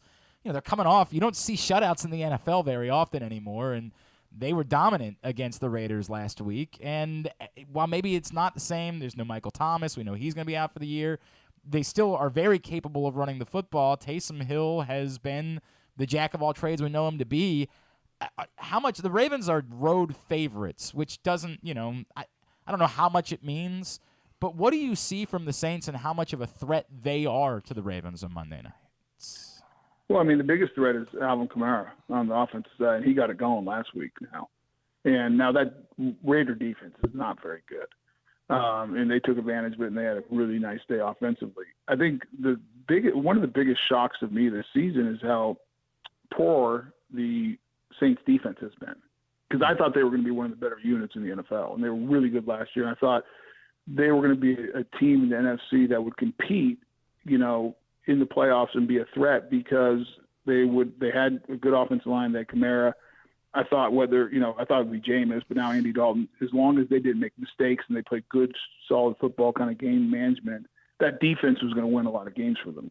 However, that's not been the case. The prior 2 weeks before the shutout, I mean, they gave a bunch of points, and lost those games where the offense you would have thought scored enough to win. And so I think the big question mark is what's going on defensively and how does that defense slow down Lamar Jackson? And for the Ravens, I think you key on one thing, like take away Alvin Kamara. Do not let that guy have a big day, both because he can beat you both in the run game and he's an outstanding receiver out of the backfield. So I'm not surprised the Ravens are road favorites. I would make them favorites in this game. I think they're the better overall football team, on both sides of the ball. But going into New Orleans on Monday night, that place is going to be rocking, and it will be a test for the Ravens on both sides of the ball. Tony, last question I've got for you. We're entering a new phase of NFL football with the advent of sports betting everywhere. Does that change anything you do in terms of being a broadcaster or analyst, during the weeks leading up to it? Do you follow any of that? I don't, for a couple reasons. As a player, I could never do it. So I've never, gambled on, an NFL game. I guess I'd look at the lines of who's the favorite, but that whole world's a little bit foreign to me. Okay. I barely play. I play fantasy football. I have a family fantasy football league with my 5 kids, my mother-in-law, father-in-law, and mom. So that's about the extent. How do you do in that league, Tony? Yeah, do you contend? I'm in first place. All right, there you go. I'm in first place. There you go. Although my wife beat me last week, which I'll never hear the end of it. But yeah, I now some broadcasters are really into it. And the second thing why I'm not that into it, I'm still, I do the Jaguars game, so as an NFL employee, as part of the team, you're not allowed to stay away from it. So, yeah, so but I think guys are into it. I think you hear it on broadcast now. Guys talk about lines. They talk about, fantasy and daily fantasy and all that stuff, which, by the way, overall, I think it's great. I think it's fun. I think fans enjoy it. Obviously, you hope everyone does it responsibly, but I think fantasy football has been a boom for the NFL. It keeps the fans into it all weekend. Yep. Because now you're following every team. Whether obviously the focus is on your team on that Sunday or that Monday night or Thursday night, but the rest of the weekend you're tracking red zone, you're watching games, you're keeping up on it, and how's your individual player doing. So I think it's awesome. I know my kids love it, and a lot of my friends are. I'm on a bunch of text threads where they're doing their daily fantasy and talking trash and everything else. So I think it's a lot of fun. Tony, we've asked each of our guests today what they'd do if they won the Powerball. It's $1.5 billion tomorrow night. Will you play it, and what would you do with the money? I might have bought 10 tickets last night. I just might have bought 10 tickets last night. Okay, might have. I can't remember the last time I bought anything like that. But we were at dinner. We were sitting at dinner, and one of my kids brought up, said, "Dad, Powerball's $1.5 billion." I go, "Really?" And so we left dinner. I was driving home by myself, and there was a gas station. I said, "Man, maybe I'll pull over and go get a Well, you got those college educations to pay for it. Right. Got to have a little skin in the game. Yeah, 1.5 billion. I'd probably go buy a big yacht and just disappear into the down to the Bahamas and the British Virgin Islands. I love the islands. I love boating. I live on the ocean, so I'd probably go do that. I think is what I'd do. That sounds pretty good to me. That doesn't sound like Can a we bad come? plan. Yeah, Can we come? Absolutely. Let me tell you this: if I win Powerball, and I get 1.5 billion, and whatever that is after taxes, you guys will be invited for a nice long weekend. Hell yeah! We're holding you to it when we get that news. At Tony Boselli on Twitter is how you follow him. Monday Night Football on Westwood One. He will be on the call. Tony, Thanks, truly Tony. appreciate you, man. Thank you for taking the time. All right, guys. Talk to you later. Tony Boselli, the Hall of Famer, with us here on GCI. I screwed my question up with him, about the year he was drafted versus Ogden, but he was a great, great player. He was a damn good player. Oh, God. Unfortunately, injury cut him short a little bit, and that's why he had to wait a little longer to get into the Hall of Fame, but overwhelmingly deserving. He was in the Hall of Fame. Ogden was the better player, but he was in that conversation. At his point, it was a golden era of tackle play. Yeah, it was. Today's show also brought to you by the all-new Ginsu Kamado Grill. Use the code TAILGATE at ginsugrills.com, and you will save $100 when you order the Ginsu Kamado Grill, the perfect ceramic tailgate or home grill for grilling, baking, searing, smoking, any kind of food. And, again, you can always see it in action. Ravens home games, not many this month, but whenever the Ravens are at home, you can stop by the Game Day Firehouse. Get some samples of the cooking from the Ginsu Kamado Grill and register to win your own, as well as $500 worth of grilling meats. We'll give our answers to that question when we come back in, and we'll talk a little bit more about whether last night clinched it for the Astros or the Phillies still have a chance to get this thing done down in Houston. That's on the way. Stan the Fan Charles is in studio with us. It's Glenn Clark Radio. The Baltimore County Police Department is hiring. Entry-level officers start at close to $59,000 a year with a $10,000 bonus. Some restrictions apply. Plus a great retirement plan, medical, dental, and vision insurance, advancement to specialized units, tuition reimbursement, 15 sick days earned per calendar year, and even further incentives for military members and veterans. If you have a passion for service and want a career for life, visit joinbaltimorecountypd.com or call 410-887-5542. You must be a United States citizen, possess a valid driver's license, and have a high school diploma or GED equivalent. The Baltimore County Police Department is an equal opportunity employer. Come experience Maryland's #1 sportsbook this NFL season at the FanDuel Sportsbook at Live Casino and Hotel, the ultimate place for any sports enthusiast. Take advantage of our 24/7 kiosks, massive video screens, and watch all the action from the best seat in the house. With more money paid out than anyone around, make every moment more at the new FanDuel Sportsbook at Live Casino and Hotel in Hanover, Maryland. Please play responsibly. Gambling problem? Please call 1-800-GAMBLER or visit mdgamblinghelp.org. Glory Days Grill's Oktoberfest menu is now running. It's one of their most popular seasonal menus all year. It features the chicken schnitzel, the Oktoberfest brewer's platter, the brewer's sausage sandwich, the Bavarian burger with a pretzel bun, the cheddar ale soup, the slam dunk pretzels, and the apple cobbler. All of these meals pair well with Oktoberfest beers and Angry Orchard on draft. Dine in or order online at glorydaysgrill.com and pick up your favorites to take home. Glory Days Grill, great food, good sports. That first sip. That first bite. Start your day off right with a delicious breakfast at Royal Farms. Choose from a fantastic selection of fresh Royal Farms breakfast sandwiches and top it off with a rich hot cup of the freshest coffee in the world. At Royal Farms, breakfast is available day and night. It's the freshest breakfast in the world. Real fresh, real fast. Royal Farms. Have you been to Guilford Hall Brewery? Located in Baltimore's Station North neighborhood, Guilford Hall Brewery breaks the craft brew mold with their great handcrafted microbrews and amazing Bavarian-style food selections. Join Guilford Hall 7 days a week for Orioles, Ravens, and all of your favorite college games. Make plans now to watch the big games, play trivia, or bring your dog for Yappy Hour. They even have free valet service on Friday and Saturday nights. Go to guilfordhall.com for a complete schedule of events, beer listings, and food and drink specials. We'll see you at Guilford Hall Brewery. Whether your focus is luxury and comfort, convenience and technologically advanced connectivity, or sporty performance and aggressive styling, we've got the perfect Highlander for you. Check out buyatoyota.com for deals on new Highlanders from your local Toyota dealer today. Receive a free Chick-fil-A chicken sandwich offer card as a thank you when you donate to Toys for Tots on Saturday, November 12th at any of the 13 Baltimore area Chick-fil-A Stuff the Truck event sites. Be one of the first 50 people to donate, and you will also get a free t-shirt. For a location list and more information, visit PressBoxOnline.com/toy drive. Tune in to Simply the Bets every Tuesday and Weekend at Bookies every other Thursday at 11:40 a.m. And if you really have nothing better to do, keep listening to this show too. Stan the Fan, you had a couple of shows already this week on Facebook Live.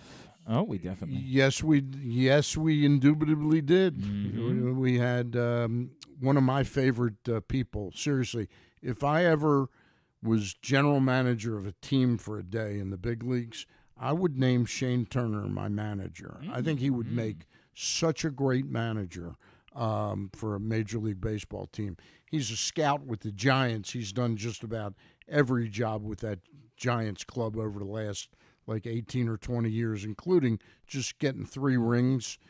So we had him. He's a good friend of. And once upon a time, an Oriole. He did have a. Yep. I think he had 1 at bat or 4 at bats. But he worked with pretty closely for 10, 12 years with Bruce Bochy. So we had him on to talk about Bochy. He's a good friend of Grimsley, who worked in that Giants organization as a minor league pitching coach for a long time. And then Wednesday night we had on Sarah Ellison. Ravens Vault podcast. Ravens Vault podcast with Bobby Trossett, and former editor of BaltimoreRavens.com. This coming week, we've got Danny Black on Thursday night at 7 o'clock. He's going to talk Baltimore some collectibles. Yeah. The following Thursday, we're going to have the director of the Maryland Lottery and Sports Gaming, John Martin. John Very Martin good. will be with us. I'm doing shows with Ross, but we're sort of both involved with who we're going to get. Okay. I'm going to try and get somebody for this Monday. All right, very good. Those you can find those Facebook.com/PressBoxSports. Click on the videos tab, or go to YouTube.com/PressBoxOnline or PressBoxOnline.com/video. And I'll be on with the guys tomorrow on the Bat Around, of course, talking baseball. Speaking of which, did last night. And I'm very wary of this because I think back, and I brought this up on yesterday's show, I think back to 2019, and I think to the Astros being up 3-2 over the Nationals and going home and not finishing the job. So I'm wary of there was a lot on Twitter last night of, well, that's about that. And I don't know that I agree with that. It's 2 games. Wherever the games are being played. Anything can happen. And you get to start Zach Wheeler in the first of them. You get to start. They need a big outing from Zach Wheeler. He's got to hold them down the first 3 to 4 innings, and hopefully the Phillies can grab a lead. And after that, it's anybody's game. I think just as a lot of people got cocky after Tuesday night's game, when the Phillies went up, it wasn't over. And I warned people, I said, it's not over by a long shot. But you got to like the Astros pitching a little bit better.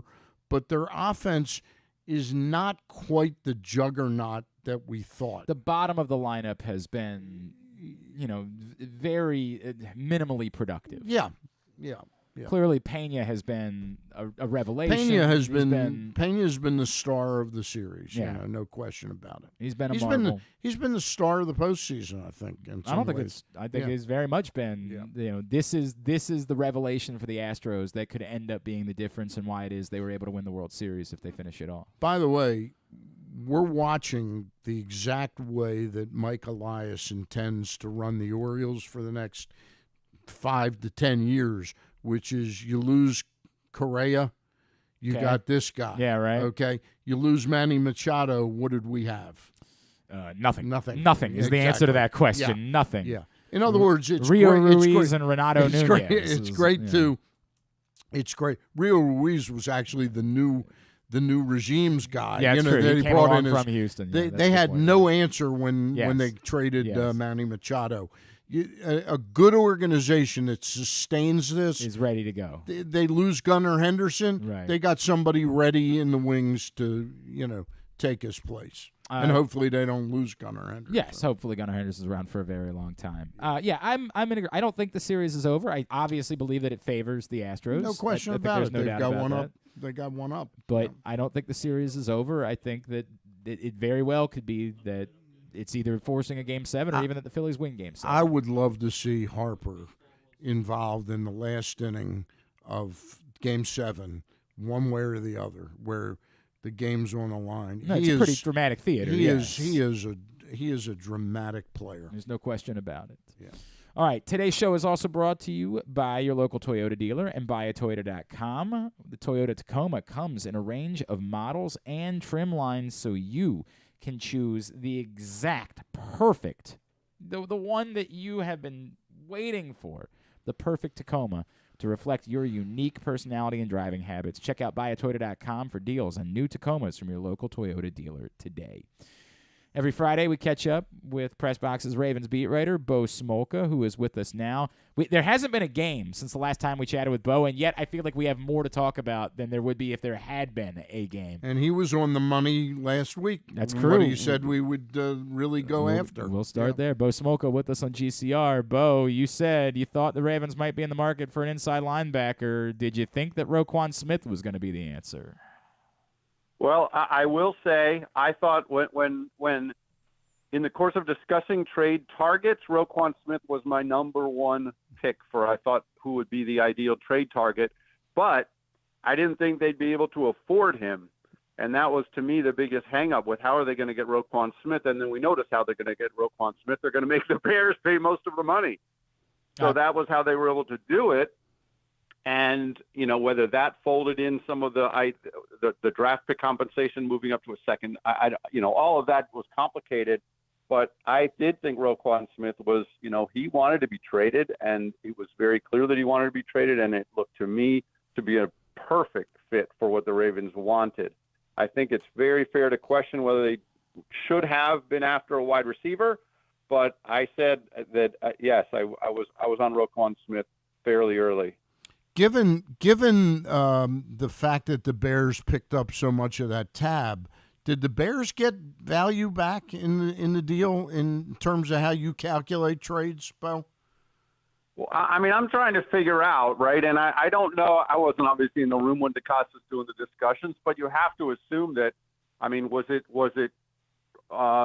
in order to take that salary on? Did they say, well, we need this to be a second-round draft pick, or that's my sense is that maybe that was part of it had to have factored in the discussions, right? You're willing to take on almost $4 million or whatever in order to make the deal happen. They want something in return for that, I'm sure. So whether that was the case or not, I found it interesting. I mean, Eric DeCosta, 4 years ago or 5 years ago even, he did not like at all, sitting through that 2019 draft without a second-round draft pick because they had traded for Lamar Jackson and gave up their 2019 second-round pick that next year. And I remember talking to him in the third round of the 2019 draft, and he was saying how frustrating it was sitting through that entire second round watching good player after good player after good player that they had scouted for months go off the board, and they've got like 70 picks between picks. And it was frustrating. So giving up a second-round draft pick is not something I think he was keen on, and it won't surprise me at all to see them flip around and somehow recoup a second-round draft pick at some point between now and when the draft happens. But that was when I saw they traded the second-round pick, my first thought was, oh, wow, remember how mad he was. He didn't have a second-round pick in 2019. Bo, given their situation, do you see a way they can afford both Roquan Smith and Lamar Jackson? That's going to be really tough. I mean, it will be really tough. And they would have to look around and see who are we going to shed if we're going to do that. I think they'd love to keep them both, but what piece of your pie are you going to commit to those two players if you're going to do it that way? So I think it's tough. I think it'll be very tough. Now, if they lose Roquan Smith to what he wants, which sounds like he wants to be one of the highest paid inside linebackers in the game, then we could assume they would get probably a third-round compensatory pick in the following year's draft. So that probably went into Costa's thinking as well. I give up a second and a fifth here, but I get a third back if we lose him. But, I mean, I haven't sat down with all the money and stuff. But, I mean, I don't know how they're going to be able to afford both of them. And if they do afford both of them, as Matthew Judon once said, you can't pay us all. So if they do afford both of them, if they commit to both of them, then they are going to have to get rid of some significant players that they can't afford to pay anymore. And so those are all questions to have, but it will be tough for sure. We will have to find out. Well, they're all in. They're all in for this year now. Correct. Well, I mean, they all are in. But to Bo's point, Bo Smolka with us here on GCR, they have a problem at wide receiver, and I know what we've talked about this a billion times over the years, and it's complicated. And I wrote about that at PressBox this week, Bo. Like, I don't know that there was a trade to be made. I don't know what their options were, but it's bigger than that, of course. It's about how they constructed the roster to begin with. It's about going into the season with a team that was very thin at a very important position. And then there's the flip side but if they're going to try to be the Greg Roman offense, and what we saw in the second half against Tampa was a sign of things to come, you might say maybe they don't need top-notch wide receivers. How do we handle the totality of the conversation now that Rashad Bateman is out for the year? I go back, you just referenced it. I go back to the second half against Tampa Bay, and this is who they want to be. Lamar Jackson threw 8 passes in the second half of that game, and they ran over Tampa Bay. So they are built to be a run-first team. And if you could have had 3 number 1 wide receivers on this team, and what if you're built to be a run first team? What happens there? The second half of Tampa Bay to me is who they want to be. Now, obviously, they're a better team when they have Rashad Bateman than when they don't. But this is a commitment they've made, and it may end up being flawed. It may not work, but this is who they have decided they want to be. John Harbaugh said it 4 years ago when he touted this revolutionary offense. And they've gone all in on that. You talk about going all in on this season. They've gone all in on that. No, they didn't. They didn't draft a wide receiver this year. They traded Marquise Brown. And I think maybe they had hoped to get a wide receiver in that first round. They didn't. But so this is who they are. And they've built this team knowing that. And so it certainly invites scrutiny if it doesn't work out. And if they get into some, let's look ahead and say they were to make the playoffs and they get into some shootout in Buffalo or in Kansas City, and they can't sustain a shootout because they have Devin Duvernay and James Prochet and Demarcus Robinson as receivers, then that invites scrutiny. But they are all in on this revolutionary / run first plan, and I think it's where they're best. So it obviously is a big loss losing Rashad Bateman because we saw what he did in the first 2 games. Yeah. He gave them a chance to take a 10-yard pass and turn it into a 75-yard touchdown. And get behind the defense for the long bomb against the Jets. And other than occasionally Devin Duvernay making a good catch downfield, we haven't seen that from other people. And maybe Deshaun Jackson can pop 1 or 2 of those. But they have made a commitment to being this kind of offense. So they obviously felt like Roquan Smith was the more complete, more important package guy than any wide receiver they could have gotten for whatever they were available. Yeah, I mean, and look, I like Roquan Smith. That's the other side of it. I think that Roquan Smith's a hell of a football player. So I don't know that they can say there's anything wrong with making a move like that instead of wide receiver, particularly not knowing if there was even a move to be made. Yeah. Bo, the other thing that stands out going into Monday night, it's not just Rashad Bateman. Obviously, there are big question marks with Gus Edwards and Mark Andrews. Stan's been talking about this morning the idea of, hey, do you start prioritizing post-bye? And it's something that we've discussed a little bit this week. And I know this is a complicated thing because if a guy's healthy enough to play, typically that's the way it works in the NFL. You have that player play. But would it surprise you if the Ravens were a bit more cautious, knowing the bye is coming, and prioritize and the level of schedule after that? Sure, they prioritized, hey, let's focus on what things look like after the bye as far as who may or may not play on Monday. No, that wouldn't surprise me at all. And, I mean, I think they'll be cautious with Gus Edwards. Gus Edwards just came back from a massive knee injury, and now he's dealing with this, what they call a mild hamstring strain. I just don't think you'd want to push it with him and potentially risk him missing another month, say, down behind the bye. So I personally would be surprised if Gus Edwards plays. Mark Andrews is a little different. I think Mark Andrews, I don't have a sense of how bad his shoulder is. But I wouldn't be surprised to see Mark Andrews held out for that exact reason. That we're going to after this game, we got 2 weeks to get ready for the next one. Rest up, get healed, be 100% for this 8-game stretch run down the stretch, and let's go from there. They have to be encouraged with what they got from Isaiah Likely at Tampa Bay. It's what they've been looking for from him. And I'm not saying Isaiah Likely is just fills in and replaces all you get from Mark Andrews. But I think it's a possibility they will do it that way. I don't know that they look at it and say, oh, this is an NFC opponent. It's a little less important of a game. John Harbaugh will never admit to that. But I do think you might manage the roster in a way knowing you have the bye coming up, especially, I think, with Gus Edwards because of the injury history last year. Is this a game that perhaps they sort of just put it in Lamar's hands and just say this is an MVP? I know they won't say that literally. This is an MVP game, that you go out and win this game. Well, if they don't have Andrews, they don't have Bateman, and they don't have Edwards and Dobbins, then that's pretty much what it might come down to. But yeah, he's going to be. He probably will have to do that, and I think he will be probably involved in the running aspect of it more so than maybe he would have been otherwise. But if all those guys don't play, there's no question they're limited offensively. And then they say, all right, Roquan Smith, we brought you in here. Defense, you need to step up. Let's get a couple. The Saints are last in the league in takeaways, right? Let's get a couple takeaways. Let's give our offense short fields. Maybe let's score one on defense. And let's generate some points that way. But, yeah, this is a game Lamar Jackson, especially if that offense is shorthanded, he's probably going to have to do a whole lot. There's no doubt. I think Superman cape is going to be out. The good news is he's quite capable of that. Yes, he is. Just another minute or two here with Bo Smolka, PressBox Ravens beat writer. Bo, we're going to wrap today's show with segment number 3 of the Tyus Bowser Show, and obviously the expectation now is that Tyus, after being activated, will be on the field on Monday. I think we mostly know what to expect out of Tyus Bowser, but I think the other side of it is more interesting to me.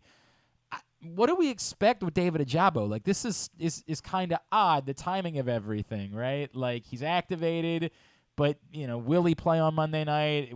Maybe it makes sense for him to wait after the bye. And then what kind of impact could a David Ojabo possibly make without him having, a preseason, those types of things in order to get ready for his rookie year? Yeah, I don't think we'll see David Ojabo on Monday night. It was interesting that both he and Bowser came back on the same day, essentially returned to practice, as they call it, which opened their 21-day window. So their 21-day practice window effectively ended this week, so they had to be added to the 53-man roster, or they had to stay on injured reserve for the whole year, and they didn't want to do either of them. So they're both now on the 53-man roster. But remember, David Ojabo is a rookie who had not done anything with this team at all, really, until he got back on the practice field a little bit. And John Harbaugh acknowledged he hadn't even been doing any full team drills until this week. So I don't think he'll be quite ready to be out there yet. And then with the bye coming up too, I always kind of had pegged Ojabo's first appearance to be around Thanksgiving. And I think it's still, not that they play on Thanksgiving, but about that time of year. So I'm still going to sit with that, which seems to be on pace. I think he'll be inactive this week. Once he's out there, I think that then they got their defensive, their edge rush group, what I think they want it to be. Justin Houston can be rationed in a certain number of snaps, which we've seen. He's really effective when they've done that. He's been incredibly efficient the last couple of weeks. Unbelievable. Unbelievable. 10, 15 snaps, 2 sacks each game on back-to-back plays twice. So that's what they want out of Justin Houston. They don't want him playing 78% of the snaps. So you get Ojabo moving soon. We've seen Bowser play drop in coverage and make a couple interceptions. We know what he can do rushing off the edge and set the edge against the run. It should theoretically make Owe better. We're still looking for more from him. So they're going to be able to rotate their edge rushers and their outside linebacker group much more. But for this week specifically, yeah, I think we'll see Bowser. I honestly thought we might see Bowser last week, but it's been a slow ramp up for him. He got hurt in January. Ojabo got hurt in March, so it would be interesting if they both came back the same day to play. But I think we will see Bowser Monday, and I think he'll be probably in a limited role. I think they'll ease him in like they did with the other guys that came back from significant injury, and then I think Ojabo, I'm still looking to appear probably either the week right before or the week after Thanksgiving. Bo, I got 2 quickies for you. Will we see Deshaun Jackson activated or terminated? I think we'll see him activated. And the Bateman injury obviously changes things. I know they don't know what quite they have with Jackson yet because he's only been here a week. I asked Lamar Jackson yesterday, the first time we saw Lamar Jackson and Deshaun Jackson, I saw them talking after practice and they were going over some patterns that appeared. And so I asked Lamar Jackson that day, you'd only seen him a day. So yesterday I asked Lamar Jackson again, he's been here an extra week now. What do you see? And he said he was smooth. He said he looks like the old Deshaun Jackson. Who knows, right? Until you get on the field and see, does he have the speed? Can he separate still? Can he make a big play? But they just lost the guy who can do those things, and they have to know if this guy can. Yeah. So I think he will be activated, and I think they'll give him a shot and see what he still has, and then they go from there. So I personally think he'll be activated this week. I agree with you, Bo. Hey, last question we've asked all our guests today. The Powerball tomorrow is worth $1.5 billion. Will you be playing? And other than giving Glenn and I some money, what would you do with the money? I haven't generally played the Powerball, so I probably won't be playing. What would I do with Darn it. Glenn, we're not getting any money. $1 billion? No, you're not getting any money from me, I'm afraid. $1.5 billion. I'll have to give some thought to that. Right. I put my kid through college, for one. I know that much. I don't know what I do. I got a lot of things I would probably do with it, but I don't expect to be playing. I'll bet you do. Well, I tell you what, Bo. If I don't win, want to lose our best football writer. If I win, this is a promise. You get $20 square from me. All right, that's a promise that I make. All right, for you. that's cool. There you go. I appreciate That'll that. I'm giving you 10,000 if I win listen a billion. to this guy. Oh, listen to you All over right. there trying to curry favor. Thank you. At B Smolka on Twitter is how you follow him. PressBoxOnline.com, and remind everybody about the podcast, sir. Yep, I do a podcast with former Ravens tight end Daniel Wilcox on the Believe Network. That's BLEAV. We just did our Saints preview. He had a good theory about how he would defend Taysom Hill, and we talked a little about a player's point of view with the bye at the midpoint of the season. Does he like it? Does he wish it were earlier? Does he wish it was later? So he's always got good insight. So that's on the Believe Podcast Network, BLEAV, with me and Daniel Wilcox. Appreciate you, friend. We'll talk to you next Friday. Enjoy your week, Bo. All right. Thank you very much. Have a good day. Bo. Bo Smolka with us here on GCR. By the way, I want to be clear. If I were to win, Griffin gets nothing. Nothing? Nothing. Nothing at all? Nothing. Why? Not even the $20 crisp that I offered Bo Smolka? Nothing. Jeez. Man. Did I say what something? happened there? You turned my mic on time. That's true. From now. I know. True. I'm not used to that. You better I'm fix not that. used to it. Kidding. Now, Tarico, of course, definitely gets nothing. Tarico. I might actually throw him something to try and end make this. peace. Yeah, right. All these years later, where you can win money is you can always win money in the FanDuel Sportsbook at Live Casino and Hotel Maryland, which I hear they had a big. They had a $700,000 parlay winner last weekend. $700,000. That's Yeah. That's close to $1 million. Yes, it is. It's quite close to $1 million. That's not near $1.5 billion. Now, in fairness, it was a big bet. It was like a $5,000 buy, but it was on 3 basketball underdogs. That's all it was. This was not an elaborate, 20-leg parlay. Okay. Turned $5,000 into $700,000. Real people win real money in the FanDuel Sportsbook at Live Casino and Hotel Maryland. The best place to be for watching and betting on all of the games. Email events@sportssocialmd.com in order to reserve your spot. So there were NBA games? Yes, three significant NBA underdogs. I mean, like 3 plus 400 NBA underdogs. Wow. Parlayed together. They all hit. 2 of the games went to overtime. Woo! 2 of the games went to overtime. Is that guy still alive, or that woman or man? Still alive? I don't know anything. I only know that would put me in cardiac arrest. Oh my God, I can't even imagine. Again, although I said this, if you had enough money to bet $5,000, you're probably not. I'm guessing this is someone who's got a little bit of money, because I don't think the average person is just dropping down a $5,000 bet on 3 NBA underdogs. I don't think that happens every day. But you can win. That's the point. You can win in the FanDuel Sportsbook at Live Casino. I did it several times last week. Yeah? Yeah. You put down $5,000? Of course, yeah. I got a lot of questions. That's my routine bet. If that's something you're doing, I got a lot of questions about a lot of other things we're doing around here, sir. I got a lot of questions. All right, when we come back in, Stan's going to answer the question that he's been asking everybody. You win the Powerball, what are you doing? We'll talk about that next. It is a Friday edition of Glenn Clark Radio. Have you been to Guilford Hall Brewery? Located in Baltimore's Station North neighborhood, Guilford Hall Brewery breaks the craft brew mold with their great handcrafted microbrews and amazing Bavarian-style food selections. Join Guilford Hall 7 days a week for Orioles, Ravens, and all of your favorite college games. Make plans now to watch the big games, play trivia, or bring your dog for Yappy Hour. They even have free valet service on Friday and Saturday nights. Go to guilfordhall.com for a complete schedule of events, beer listings, and food and drink specials. We'll see you at Guilford Hall Brewery. That first sip. That first bite. Start your day off right with a delicious breakfast at Royal Farms. Choose from a fantastic selection of fresh Royal Farms breakfast sandwiches and top it off with a rich hot cup of the freshest coffee in the world. At Royal Farms, breakfast is available day and night. It's the freshest breakfast in the world. Real fresh, real fast. Royal Farms. What's up, everyone? This is Tyus Bowser, and I'm excited to tell you that I'm back for Season 2 of the Tyus Bowser Show in partnership with PressBox and Great Age Memorabilia. Join us on Tuesday nights throughout the season, as I'll be heading all over town with my special guests. And of course, our co-hosts, Glenn and Rita. Or is it Rita and Glenn? What is it? I look forward to meeting you guys and talking a little bit about football and a lot about life. And if you happen to miss the show, you can now catch a replay Friday nights on 105.7 The Fan. Get all of your details for the Tyus Bowser Show right now at PressBoxOnline.com/Bowser. The next Tyus Bowser Show is Tuesday, November 15th at Mother's North Grill in Timonium. It's brought to you by Maryland Vascular Specialists and the all-new Ginsu Kamado Grill.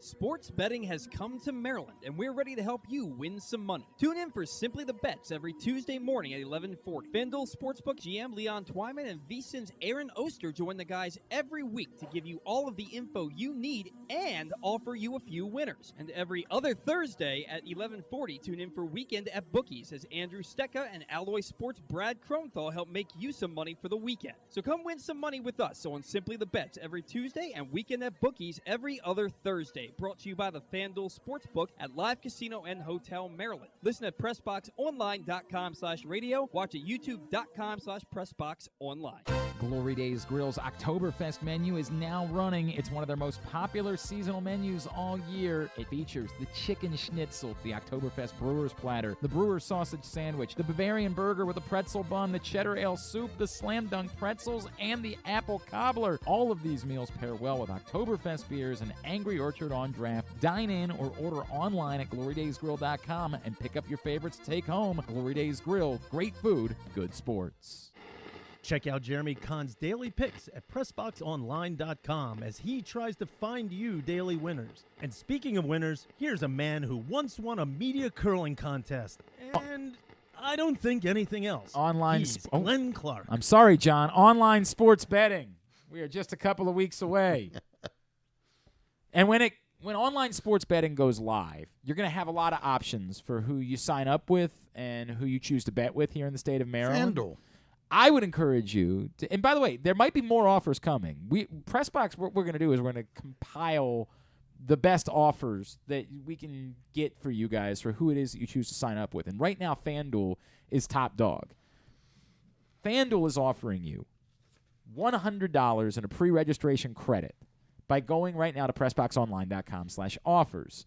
That $100 credit is in addition to the new user promo that you're going to get from FanDuel when they indeed go live. So this is just $100 that they're going to give you for pre-registering, for signing up ahead of time, and then you will get their new user bonus as well. Just go to PressBoxOnline.com/offers right now to get your $100 FanDuel pre-registration bonus. That's PressBoxOnline.com/offers. Stan the Fan Charles is in studio with us here on a Friday edition of the program. Stan, you've asked everybody else. I think I've told you this before. I don't know when this came up. Maybe there was a big jackpot before. If I win, you'll never know. I want to make that abundantly clear. If I win, you will never find out that I won. You're not changing one aspect of your life. I don't want to deal with it. There might be small things that I would change. You'd continue to do the GCR. That would be my plan. My plan would be to come in here on Tuesday when I get back, and I will do the show. And would it be a brand new studio that you? I think that I would try to find ways to make some like angel investments in some things, some anonymous. You'll have fresh Panda Dunks every single day. Yeah, no, I'm not. I would not. Not even that. I would never want anybody to know that I had money. That's the problem. I would never want anyone to know. Do you think you'll lose any like the passion and fire that you have? Like, you think it'll take the edge off? That's a good question. When do you see passion and fire? Every morning. Every morning. Every morning. Before you go on the air, right. of course. No, I just wouldn't want the burden of having people in my life. Like I would try to find ways to give things to people in my life. Would Mrs. Clark know? I mean, I would prefer if she didn't, frankly, but I don't think that would be possible. I would hire someone to go represent me and say they were the winner, and I would cut them off a chunk of change, and I would say I don't want anyone to ever know. I would never. Would you continue to bet on sports? I'd probably bet more. I'd probably bet that would be the one. That would be a significant change. Like I would probably just start recklessly betting. Like I would probably just start betting on things that I had no business. I mean, you're talking about a man who's previously lost $3,000 betting on ping pong. So like, I'm just. So I had no money then. How long would it take you to lose all of it then? Not all of it. I wouldn't lose all okay. of it. I wouldn't do that. No, I would try to keep things about as normal as possible. I would definitely. I feel like there would be such a burden to the number of people in your life that now know that you're wealthy. Like, what do you do? The burden of hiring security, the burden of hiring security. What do you do? What are you, Paul Pelosi? No, but you're gonna be a target. If people know you're a billionaire, you're gonna be a target. I also think I was thinking about this too. So somebody showed me the math on this. That if you take the lump sum after taxes, the lump sum is $745 million. So after taxes, it becomes about $400 million, right? Like really? Again, I thought it was okay. Go ahead. No, it's the lump sum 700. You're right about that okay, number. but then you got to pay taxes. After taxes, it's going to be about $400 million. And by the way, cool, right? Like not going to be a problem. But I'm wondering if maybe for my life and the way that I want to live, I wouldn't just be better taking the payments, like taking just saying because I don't want to drastically change anything about my life, just. That way I'm not. Do you know what the payments are on something like that? Great question. When you win the lottery, I want that answer. But what would you do? What would I do? Yeah, I've had the benefit in my life of knowing somebody who made a lot of money, Boogie Wineglass. Sure. And I would do a lot of things for a lot of people, and I don't know how to describe that any better. Sure. Would I give some money to the food bank? Or this charity or this charity, yes. But I would mostly do things for people that I know that need money. Apparently it's 30 payments over 29 years. So you just split up the total number, divided, what's $1.5 billion divided by 30? 40 billion. No, 40.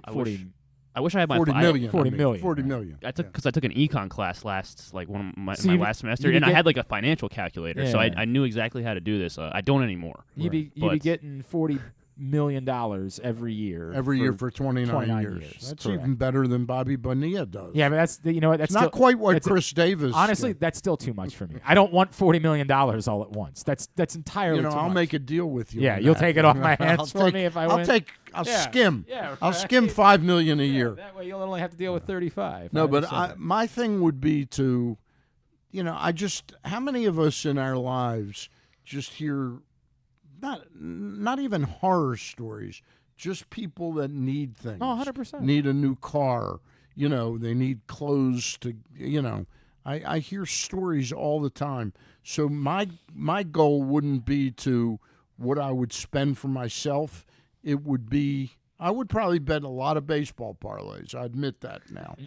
But I would probably lose a lot of baseball parlays. Yes. But I would probably do just a multitude of things for a multitude of people. And I would just be doing it anonymously. Yeah. Like I would just be doing it. I don't want anyone to know. Yep. Because I don't want them to know that I have the money. I don't want anybody coming to me. Look, I will take care of the people in my life. Yep. I'm just going to do it anonymously so that nobody. Would I be one of the people in your life? Yeah. Yes, I absolutely. Well, Jane would. You know what I mean? Like, would be able to, by proxy, you would be able to benefit from that because I would want to do something for Jane. Griffin, what about you? Well, I don't know how I can follow Stan now. Yeah, right. He's doing all the good things for people. Know. You're like Griffin was getting ready to say he was going off with Tony Baselli. Yeah, exactly. I mean, that's pretty good. Yacht, wait a minute. Before you look up to me, there might be a few hookers involved. Okay. Fair.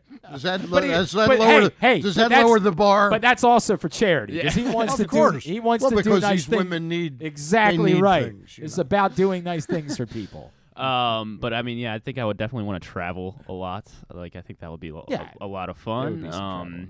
And I mean, maybe I would. I'd look into like going to Wisconsin when it's pouring down rain and there's thunderstorms for a football game. Probably go abroad. You could go to New Orleans with but Josh. if you had that money, you could just cancel that trip like that. 100%. It wouldn't affect me at all. I would just take another trip somewhere else. I would look into buying the Orioles so that I could be the owner of the Orioles. Yes. I'm not sure if that would the cover Commanders it. are available. Yeah. But owning a sports team would be pretty cool. And then I'd make sure I put people that know what they're doing in charge, so I can just sit back, kind of like Steve Cohen, and just tweet at people. Let's Stan hire Shane Turner, do the whole thing. But yeah, definitely travel or buy a sports team. That would be all right.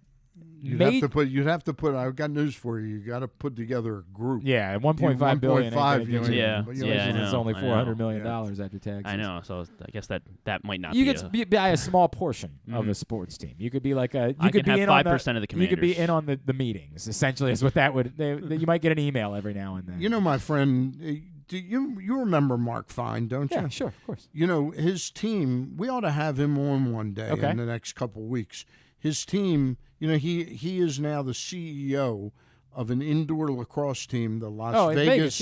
Absolutely, I knew that. Cool name, too, the Las Vegas Desert Dogs. Mm-hmm. They're about ready to play their first game. Yep. That's kind of the franchise you could probably buy. Yeah. I would start investing a lot in Towson dodgeball and improve the facilities. Yeah. Griffin's going to build an arena for Towson dodgeball. Sort of like Brett Favre. Yeah, correct. Only not using you're gonna use the poor people's money. Welfare money.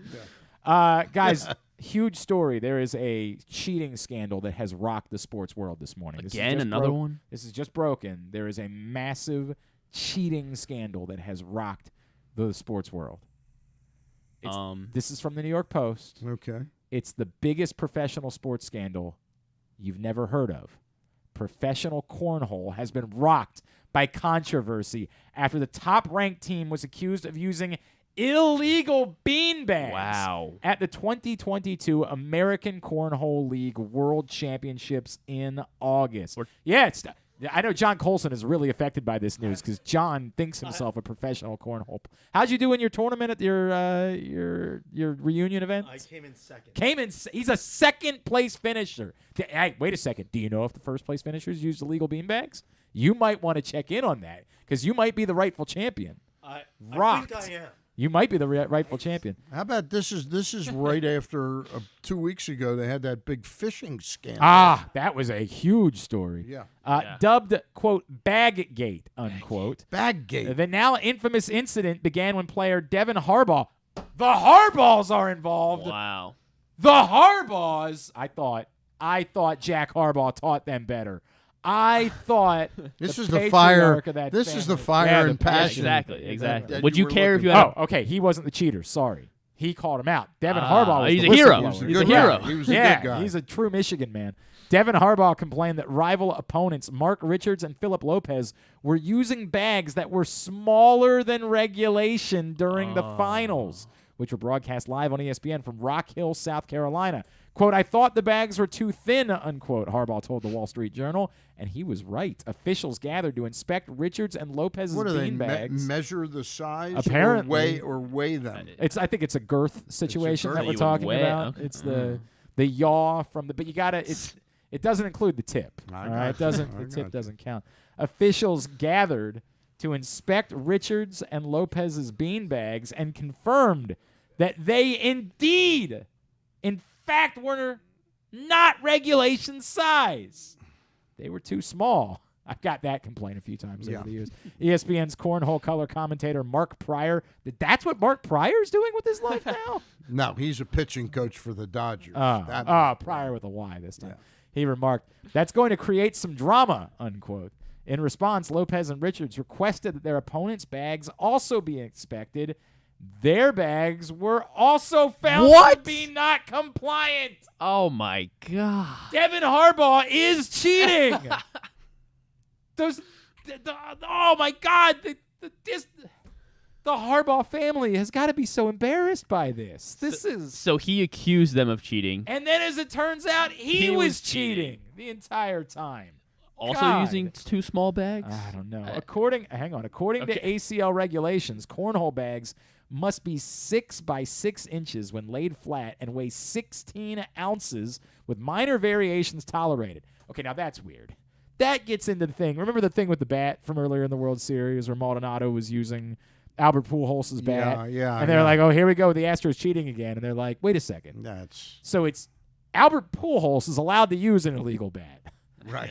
But nobody else is? Right. How is that a thing? Like, how is that allowed? A 1 hour delay ensued. Oh, that had to kill the folks on ESPN. Imagine putting up the rain delay logo while you're in your cornhole broadcast on ESPN. So we're going to have to bring you last year's cornhole tournament because this year's cornhole tournament is currently in a rain delay. They're cutting back to Tom Davis sitting at a Royal Farms interviewing Al Bunbury. God.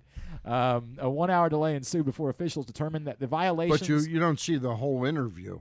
You'd see it like in the corner. In the corner while they show you the like live shot shot of nothing happening at the cornhole tournament.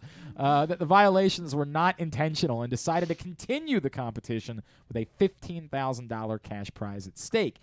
Quote, it's possible, but I'm pretty confident that it wasn't intentional, unquote, ACL spokesman Trey Ryder told Wall Street Journal regarding cheating allegations. I don't know. So they just canceled out. So yeah, nothing happened. If they're both cheating, then they both have the same advantage, I guess. Can I get back to real sports for a moment? No, this is the most important story that's ever happened. ESPN. The Orioles have an announcement. Oh, they have an announcement? Big free agent? The Orioles and Jake Cave have avoided arbitration. Yeah. That means he is going to be... Yeah. You're not really trying to suggest this is more important than the cornhole cheating scandal. Yes, I am. No, you're not. Because when they get to the World Series they face... Well, not the World Series. When they face somebody like Ryan Presley, the Orioles will have Jake Cave to come off the bench in order to get it. I don't know how I feel about this. I don't know. There was in our group of friends for years, we were obsessed Can Jam players. I don't know if you're familiar with Can Jam, Stan. No, it's a Frisbee game that you play. You set up two cans, and you throw a Frisbee down, and your teammate's supposed to knock it into the can. You get 3 points if he does. You just knock it into There's a the big can? can setup. Big cans, okay. Big can setup. No, not a tomato paste can. A big barrel, essentially. Okay, a barrel. Set and you up. knock it into it. Your friend throws the Frisbee down, and then you try to knock it into the can. If you knock it in, you get 3 points. If you knock it off the can, you get 1 point. Isn't there goaltending? No goaltending. There's no no goaltending involved. So actually, I guess you would say that they no. You would want goaltending. Yeah, you would want exactly. That's what you want. Legalized goaltending. Legal goaltending. When we first started playing, one of our friends was really good at digging a terribly thrown Frisbee. He could track it down 8 feet away, and he could pop it up and turn it into points. It was miraculous, right? It became very controversial within our group of friends because they said you're not allowed to carry, and they were accusing his shots of being carries. Right? And it became quite scandalous. There were fights involved. There were friendships ended. There were, I believe, at one point racial slurs, and I'm not really sure why. I think that was inappropriate. So the whole thing is you're supposed to deflect it, poke at it, touch it, essentially. Redirect it. Redirect it. Okay. The accusation was that he was carrying in the process, and I'm telling you, it ruined friendships. That we have never recovered from this scandal involved with our neighborhood Can Jam matchups. So I can only imagine what this is doing to the world of cornhole. I think John Colson might never recover from this because he is a devoted cornhole player, and this is the type of scandal that brings down.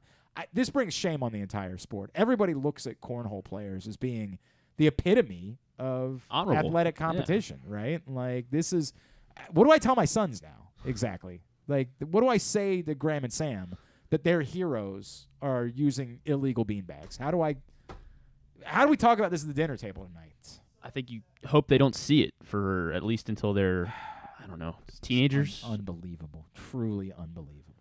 All right, we come back in. We'll get a tidbit, we'll get tubular, and then we will get you segment number 3 of the Tyus Bowser Show. Today's show is also brought to you by Glory Days Grill, where they have $6.99 apps every night after 9 o'clock, including the delicious smoky thigh wings. I just wanted to ask you, was Micah let go? Oh, no, Micah had a migraine today, unfortunately, so he wasn't able to make it in. I'm sorry, yes. I know the women, our female viewers, are particularly upset that Micah is not here. No, MC Ernest is still with us. Maybe he was caught in some kind of scandal. No, not that I know of. He's cheating. We better go back check his beanbags. I'm going to think about what I just said there for a second. Let's go back to Glory Days Grill. $6.99 apps every night after 9 o'clock. Glory Days Grill. GloryDaysGrill.com is the website. Get your order in. My mom stopped there last night. She's like, Glenn Clark talks about it all the time. What did she get? I know she tried something off the Oktoberfest menu. I think she might have, or somebody got a burger. Because I didn't go. The Bavarian burger with the pretzel bun? I think so. That was left over. That was what was left over in the fridge when I got home. Yeah. Love Glory Days. days.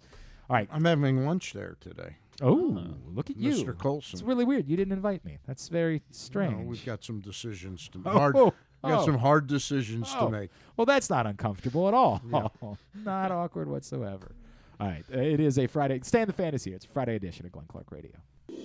Receive a free Chick-fil-A chicken sandwich offer card as a thank you when you donate to Toys for Tots on Saturday, November 12th at any of the 13 Baltimore area Chick-fil-A Stuff the Truck event sites. Be one of the first 50 people to donate, and you will also get a free t-shirt. For a location list and more information, visit PressBoxOnline.com/toy drive. Come experience Maryland's #1 sportsbook this NFL season at the FanDuel Sportsbook at Live Casino and Hotel, the ultimate place for any sports enthusiast. Take advantage of our 24/7 kiosks, massive video screens, and watch all the action from the best seat in the house. With more money paid out than anyone around, make every moment more at the new FanDuel Sportsbook at Live Casino and Hotel in Hanover, Maryland. Please play responsibly. Gambling problem? Please call 1-800-GAMBLER or visit mdgamblinghelp.org. The Baltimore County Police Department is hiring. Entry-level officers start at close to $59,000 a year with a $10,000 bonus. Some restrictions apply. Plus a great retirement plan, medical, dental, and vision insurance, advancement to specialized units, tuition reimbursement, 15 sick days earned per calendar year, and even further incentives for military members and veterans. If you have a passion for service and want a career for life, visit joinbaltimorecountypd.com or call 410-887-5542. You must be a United States citizen, possess a valid driver's license, and have a high school diploma or GED equivalent. The Baltimore County Police Department is an equal opportunity employer. Make the most out of every day in your Toyota RAV4. Available in hybrid or gas-only models. A RAV4 can get you where you want to go in style. Check out buyatoyota.com for deals on new RAV4s from your local Toyota dealer today.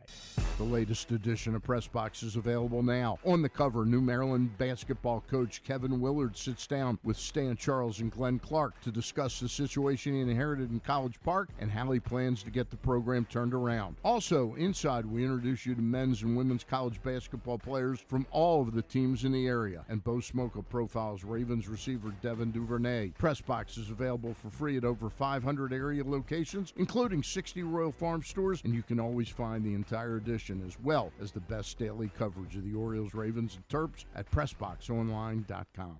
Experience the best in Kamado Grilling, a complete outdoor cooking appliance. The Ginsu Kamado Grill allows anyone to sear, grill, bake, and smoke all types of food. Designed for efficiency and function, the Ginsu Kamado Grill upholds the enduring legacy of the iconic Ginsu brand. The Ginsu Kamado Grill is perfect to cook all year round, is great for parties, and ideal for tailgating with your friends. Reserve your Ginsu Kamado Grill today at ginsugrills.com and get $100 off on your pre-order when you use the promo code TAILGATE. That's ginsugrills.com. Reserve yours today. Join Glenn at halftime of every Ravens game for the Project Game Day halftime show at facebook.com/PressBoxSports. We apologize in advance. There's not much we can do about his face. It always feels so disrespectful every time he says that. Hey, coming up in just a little bit, we will get you segment number 3 of the Tyus Bowser Show from this past Tuesday night at the Hamilton Sports Bar and Grill with special guest Chuck Clark. You keep hearing these shows and saying to yourself, man, what am I got to get out to one of those. Yeah, I would encourage you to do that. November 15th, Tuesday night, we will be at Mother's North Grill in the Timonium with Tyus and a special guest. It is a partnership of PressBox and Grade 8's memorabilia. It's brought to you by Maryland Vascular Specialists and the all-new Ginsu Kamado Grill. If you missed any of the show, you will be able to hear it tonight on 105.7 The Fan. And again, join us November 15th, Mother's North Grill in Timonium for the next Tyus Bowser Show. Quickly, I feel like there was something that somebody had asked that I wanted to get to, and I have already forgotten what it was. From Chris.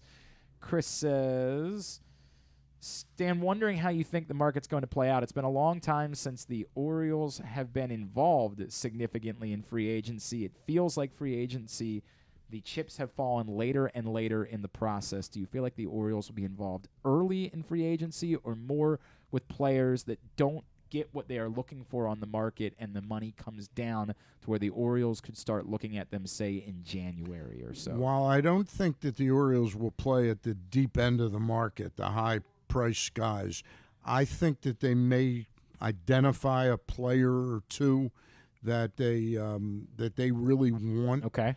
And I'm and talking more like prioritize, maybe like a $10 million pitcher Mm-hmm. that they say, something, if we go to 22 over 2 years, we can get that guy, and they think he can really be a difference maker, they may strike quickly. So you're saying they're not just going to wait around and find out. I don't think they'll do like that sort was of the Dan Duquette Duquette model. Wait around, see if Yeah. there's somebody left over at Yeah. the end of free agency that Yeah. makes sense for you that you can get for a cheaper price and sign that player. You Right. think that while it won't be big money, it will be their guy that Yep. they say we think this is the guy that makes sense financially. Let's go after that. Like I'm just I opened my eyes last night. I watched Noah Syndergaard, who was 5 years ago arguably one of the top 10 pitchers in all of baseball for about a 3-year period. Sure. And then he got Tommy John. He had injuries. Tommy John. He came back this year, first healthy season. He pitched for the Angels, who are a horrible team, and he was certainly a little part of that they were bad. He wasn't great. He went to the Phillies. I watched him last night. I know he gave up that home run to Pena that put the Astros on top, but a lot of swing and miss. I thought he pitched well. Over 4 innings. Is he a guy now? He made $10 million last year. I don't know that he gets quite that price point, but could you sign him for 2 years and $16 million, $17.5, and be proactive if you like him? Right. It's interesting. It's an interesting thought. I want to send just a positive thought the way of veteran broadcaster Chick Hernandez, who announced this morning Chick has prostate cancer. Now, it appears as though they got it early. He went in for a checkup, and so that's the good news. But I tell you, we've all known Chick for a long time around here. Clearly, he is synonymous with Maryland. He's kind of Mr. Maryland outside of Johnny Holiday. And Mr. Golf. Loves golf. Very much loves golf. And I like Chick a lot. I've always liked Chick. But actually at that event that Mike Loxley hosted this year, my wife and I, we sat down with Chick, and he started asking us about he and Mrs. Loxley were asking a lot about our marriage. And he started telling me a really amazing story about his own marriage that I had never heard before, about the racism that he faced when he was dating his wife. And it's an interracial marriage. Yeah, it is a really powerful testimony about some of the things that he has dealt with in his life that I never knew. In all the years that I've talked to Chick at various games and various events, I had never heard this story before, and it gave me an even greater reverence for the man, for the things that he's been through. It's right. How'd you find out that he had? He posted it he shared on it Facebook this morning on Twitter. On Twitter. Okay. Love Chick. Our thoughts go out to him and his family. Yep, no question. And hopefully they got it soon enough. Yep. And I know there's a process because I'm pretty good friends with Sandy Siegel. Of course. And I know you've been with Chesapeake Urology. Yep. You had your thing tied. Correct. Exactly. My tube's tied. That's exactly where I went to get my tubes tied. Okay. 100%. So again, we urge people, and especially African Americans. It's a very high disproportionate amount of people, blacks that suffer from this. So get checked out once a year. Okay, go to your urologist. Yep. Look, I said this a couple years ago when Cal Ripken, made it public that he had been diagnosed. I said I haven't been to a doctor for a checkup in 5, 6 years, 7 years, something like that at this point. And as embarrassing as it is that Cal Ripken was the one that got me to, I joked about it. Hey, when I was a kid, I drank milk because Cal Ripken said to drink milk, right? Growing up here, we did what Cal Ripken told us to do when you were of a certain age. So I went and I got a checkup. If Cal Ripken told you to run into a burning building, would you? Yeah, I mean, it depends. What are we doing? Are we trying to save some cats? Because I do want to save some cats. Like, I'm going to at least use some amount of critical thinking in the process. All right, let's get a tidbit. Tidbit is brought to you by this one's brought to you by FanDuel. Again, reminder, it's coming. Online sports betting will be here, and we are hooking you up with the best offers for getting signed up right now. You go to PressBoxOnline.com/offers. You can get a $100 pre-registration credit from our friends at FanDuel. That $100 credit, in addition to the new user promo that you'll get when they go live. It's PressBoxOnline.com/offers. $100 FanDuel pre-registration bonus credit. PressBoxOnline.com/offers. All right. So before last night, Justin Verlander had made 8 starts in the World Series without registering a win. No other pitcher had made more than 5 without a win before last night. But, of course, he did get a win last night, so we can throw all that out the window as Verlander looks to win his 3rd Cy Young Award. And after getting his 3rd Cy Young at the end of this season, he will join a list of 10 players who have 3 Cy Young Awards. Okay, before we do that, I just want to say really quickly, you've been watching, obviously, during the World Series. How do you feel about the in-game interviews? I love it. I don't care for them. Okay. I don't care for them. I don't really find anything. I think Ken does a terrific job doing them, but I don't find anything of particular, I like the idea of getting the immediate thought, right? I like that idea. Right. And they have been very quick. And I think that's been what the benefit is. Instead of doing like the inning long thing, they've done the one question about something that occurred in the game, get in, get out. And that's where I think it's actually been, okay. I definitely felt when he was talking to Verlander last night, like there was an amount of relief. Like even if they didn't win the game, it was a thank God I finally pitched well in a World Series. Yeah. Like I didn't have to deal with that this was again. a lightning strike when Schwarber hit that home run. You go, oh again? My goodness, again, yeah. Again. Yeah. Boy, is he a powerful guy. Oh, he's extraordinarily Jeez. powerful. All right, 3-time Cy Young Award winners. Jim Palmer. Correct. Yes, Palmer has 3. I'm going to guess Roger Clemens. Roger Clemens. What about? No. I'm pretty sure. Oh no. No. Okay. All right. Yeah. Sorry. right. He was the very first. He has 7. He has the most of anyone. Okay. I was looking at the guys in the middle of the pack. How about Pedro? Yes, Pedro has 3. Nolan Ryan. Really, he is not on the list. How about Sandy Koufax? Sandy Koufax? Yes. Okay. 3 for Koufax. Bob Gibson. Yeah, it's Bob Gibson, not on the list. wow. All right, I would have guessed that. Tom Seaver. Tom Seaver has 3. Okay. How about Steve Carlton? Yep. Steve Carlton has 4. That's a good one. How about Greg Maddux? Greg Maddux, also 4. Very good. How many more do we We need? need 3 more. 3 more. How about Glavine? Glavine only twice. Bum. Randy Johnson. Randy Johnson has 5, second most of anyone in history. I did not know 5 that. Cy Youngs. How about that? How about Schilling? Schilling, not 3 Cy Youngs. Okay. I think he'd be in the Hall. If he had 3 Cy Youngs, Yeah, I think he'd he'd be in the have to Hall be of in the Fame. Hall of Fame. Kershaw. Yep. Clayton Kershaw has 3. Very good. So we're missing 1. We are missing 1. Ferguson Jenkins. Ooh. Not Ferguson Jenkins. Okay. Be bad if I didn't get that one, since he remodeled my backyard once. My favorite all-time story that I tell people is the time that I came home from work. And Ferguson Jenkins. Have I really not told you that story? No, you've never told This me. is a straight shoot, Don't man. change the subject. All right, we're sorry. we're doing. Is it modern or modern, very modern. Active. He's very active. modern. Scherzer? Yep. All Max Scherzer has 3. Very Has good. 3. You're good at that. Yeah. I can't believe I never told you this story. Ferguson Jenkins, who I ended up being very good friends with when I lived in Arizona. Right. I come home one day, and the young lady that I was living with at the time is laying rocks because it's just a desert. Like, there's no grass back there. Right. They were laying rocks in our little backyard at our apartment, and I was like, "Oh, okay. Well, you didn't mention that you were going to do that, but that's fine. It doesn't bother me. We didn't really use the little backyard area much. It's a desert." And then she said, she was having an affair with Ferguson Jenkins. No, I don't want to. You might leave that part of the story out. Ferguson. So all right, hang on. So I'm like, well, would you like my help? She said, no, Fergie's got it. To which I said, who's Fergie? Right. And I swear to God, pops a man walks into my living room. Right.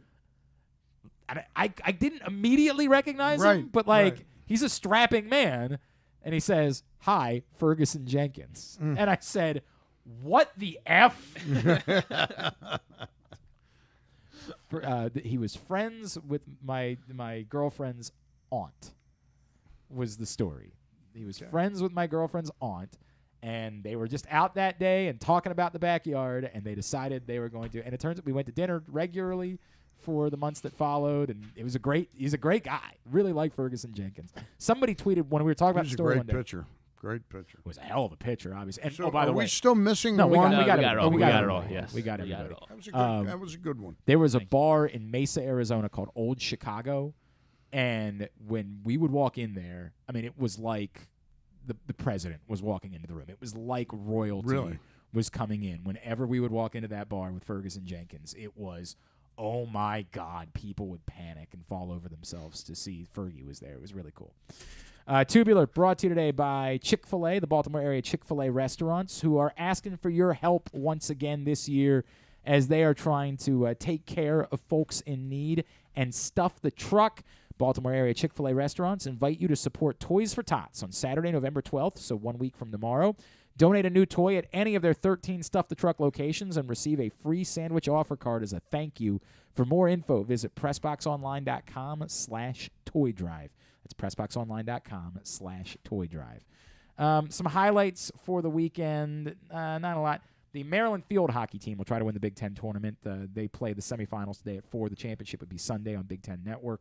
Tomorrow, Maryland-Wisconsin football. I may be there. It's at noon out in Madison on Big Ten Network. Navy-Cincinnati at 4 on ESPNU. Towson's at home at 2 against Villanova. Morgan's at Stony Brook at 1. Both those on Flow Sports. Stevenson is at home against Wilkes at noon. Hopkins is at Dickinson at 1. The big games tomorrow, obviously, Tennessee, Georgia, 3:30 on CBS. And then LSU, Alabama tomorrow night. Actually, it's Alabama at LSU, 7 o'clock on ESPN. On Sunday, the local TV games, CBS Bills, Jets at 1, and Barn Burner, Rams, Buccaneers at 4:25. Another back-to-back weeks of thrillers at 4:25. This one's probably better than Colts Commanders was, but it's still not great. Fox has Vikings Commanders at 1 o'clock, and then the Titans Chiefs, of course, is the Sunday night game, so that's a pretty good one on NBC. And then as far as the World Series goes, Game 6 tomorrow night, 8 o'clock on Fox. Zach Wheeler and Framber Valdez, the pitching matchup. If Game 7 is necessary, it will be Sunday night at 8 on Fox. What kind of crowd what kind of TV numbers do you think the Eagles got in Philadelphia last night? Still better than your average television program, right. but yes, I'm going to guess that probably severely impacted. Yes, although there were also a ton of Eagles fans that were down in Houston. I got the sense that a lot of Philly fans had planned to travel down because remember it was supposed to be an off night last night. Right. Go to the football game and then go to games 6 and 7 tonight. They and tomorrow threaded night. that needle. Yeah. The way you did on your trip to Wisconsin. Did not work out for them. Not working out right now for your boy. Not great. Anything non-sports wise that stands out? It just occurred to me it'll be interesting because Friday or Sunday on Fox was supposed to be the time slot premiere of The Masked Singer at 8. But now since the rain pushed everything back, I'm not sure what's going to happen if it goes 7 games. Right. Weird Al, that movie is out on the Roku channel with Daniel Radcliffe as Weird Al Yankovic. My Policeman comes to streaming on Amazon Prime. This is Harry Styles is in a love triangle with he's actually having a homosexual affair and with his Olivia Wilde. No, this is a different movie. This is actually a different movie because he's a police officer in Britain in the 1950s, and so being gay is illegal. Yes. And so it's apparently Harry Styles. Got to check it out. Not for me. I don't think.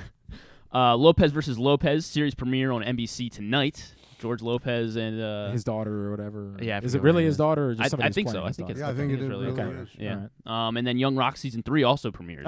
Can't miss that. Tonight, right after that. Causeway, a movie with Jennifer Lawrence on Apple TV. It's a terrible name. Causeway. That so I've driven. Is it? It has something to do with the Louisiana and driving over the causeway. You got to drive over the causeway. Oh, maybe I don't know. Not that I picked up from the trailer. At least she has PTSD from. She's like a war veteran. Jennifer Lawrence doesn't seem like it would be related in any way. And then Brian Tyree Henry, it becomes her best friend, and it looks like it's A24, so it's he's like her Fergie. Correct. Yeah. They're fixing the backyard. He helps her across Pretty the good. causeway. Not bad, Stan. Not bad. Selena Gomez documentary. She's got her own documentary. Okay. Talk about herself. I said highlights. Are there any highlights this Amy weekend? Schumer is hosting Saturday Night Live. Towson's own Amy Schumer. That's a good one. With musical guest Steve Lacy. Who's got the number one or had the number one song in America until Taylor Swift. How is her TV show? Which one? The Inside Amy Schumer? Yeah. Did they bring that back? I think so. Yeah. It came. I think the but it's on Paramount Plus or something. I think so. I liked it. I always enjoyed it. I like her a lot. I like Amy Schumer. I even like the dumb show she did with Michael Cera, where he plays every version of Michael Cera you've ever seen in a movie. I actually thought that show was good. Josh too. is a good friend of her. He was a part of Inside Amy Schumer. He was in one of the great sketches they did on Inside Amy Schumer, where they lampooned the Friday Night Lights concept, and he was great. I mean, that was a tremendous sketch. Anything else? Those are the highlights. All right, very good. Stan the Fan, appreciate you, sir. Thank you. At Stan the Fan on Twitter. Yep. You will be on with the boys tomorrow morning. I'll be on with the boys tomorrow morning, and I'll be in for Glenn on Monday, unless the trip to Wisconsin falls apart at the seams. You and Gary Stein will be here. Yep. Appreciate you guys doing that, so that we can spend a couple days. Who away. do you want? Seriously, who do you want in that seat Monday? Ooh. Well, you've gotten comfortable in that chair. Maybe you sang Gary over here. Right? You could, if you want to lead the show, you can do it from that. But we got that chair for you. I know. So I think we give you your chair. Thank John Colson. You know one of the things about this chair? Yeah. Look at this. You can work out. Why haven't I been doing that? Yeah. That'd be brilliant during the commercial breaks. My PT would be proud of me. All right, and so we will see you on Monday. Yep. Appreciate it, sir. Quickly, Ginsu Grills. Code is tailgate. Save $100 when you order your all-new Ginsu Kamado Grill, ginsugrills.com. Thanks today to Kevin Willard. Thanks to Tony Boselli. Thanks to Arthur Jones. Thanks to Bo Smolka. We'll get all of it up in the greatest hits section of the archives. Tab at GlennClarkRadio.com. Get those Powerball tickets. Correct, and you'll never know if I win. Nothing will happen. Nothing will be different. How many have you bought, Stan? So far, I bought 4. Oh, okay. How many are you planning? I bought 7 the other day. My friend Tim Tremblay tells me that once you bought 3 tickets, you don't go up in any measurable way. You know, like buying like $200. Well, if you start with like a .0000001, you got a better chance of being hit by lightning 20 times. 100%. All right, we'll be back, or Stan and Gary will be back on Monday. Jeremy Conn will join them, and we'll have. I think Jake Funk is. I think I might be having a chat with Jake Funk that they will have for your show on. Is there any shot you could call Fergie? If you'd like me to, I'd be happy to call him. I love that guy so much. I don't know how old he is at this point. I haven't done. Fergie's got to be 74, 75. He was great. This was 06 or 07, something like that, and he was in great shape. 79. 79. Yeah, he looked great. He was one of the worst trades the Phillies ever made. Yeah, not smart. All right. Thanks to Griffin at Griffin_Bass. Follow us on Twitter, Instagram, and TikTok at Glenn Clark Radio. Thanks to everybody at PressBox, all of our great sponsors and partners, the Baltimore County Police Department, Baltimore area Chick-fil-A restaurants, Glory Days Grill, Royal Farms, the Costas Inn, Guilford Hall Brewery, Great Eights Memorabilia, FanDuel Sportsbook at Live Casino and Hotel, Maryland Vascular Specialist, the all-new Ginsu Kamado Grill, your local Toyota dealer, buyatoyota.com. I will see you on Tuesday. We will wrap up today's show with segment number 3 of the Tyus Bowser Show. Have a great weekend. Go all the area teams. Duke sucks. Ohio State sucks too. Back in here for segment number 3 of the Tyus Bowser Show. Please, would you all here at the Hamilton Sports Bar and Grill give it up one more time? Tyus Bowser, his special guest Chuck Clark, Rita and Glenn with you as well. Rita, this is a place where you hang out, like, legitimately. This is one of your spots, right? Yeah, I've come here for a couple of games, yes. That's awesome. This is the Hamilton Sports Bar and Grill here on Hartford Road. Shout out to Dante and his staff who have been great to us tonight. Rita, your go-to, when somebody comes out to Hamilton Sports Bar and Grill, they should order what? I always get the salmon bites. That's what I typically get. So their lamb chops are pretty good too. So. Oh wow! Mm-hmm. I need to order me. I might need to order me some of those salmon bites myself. Give this man some lamb chops. Yeah. Give this man. One thing too. Sorry, I don't mean to interrupt. So during the game, when the Ravens score a touchdown, they give out these purple shots, these free purple shots here. So yeah, it's cool. Where the purple shot at? Bring the purple shot. We need to see that. It's usually in a container behind one of the beams. Yeah, but it's not game day. So that's why you like coming over here. Huh? I don't even like those types of shots. But it's cool. I like to see everybody else drinking it. What is it?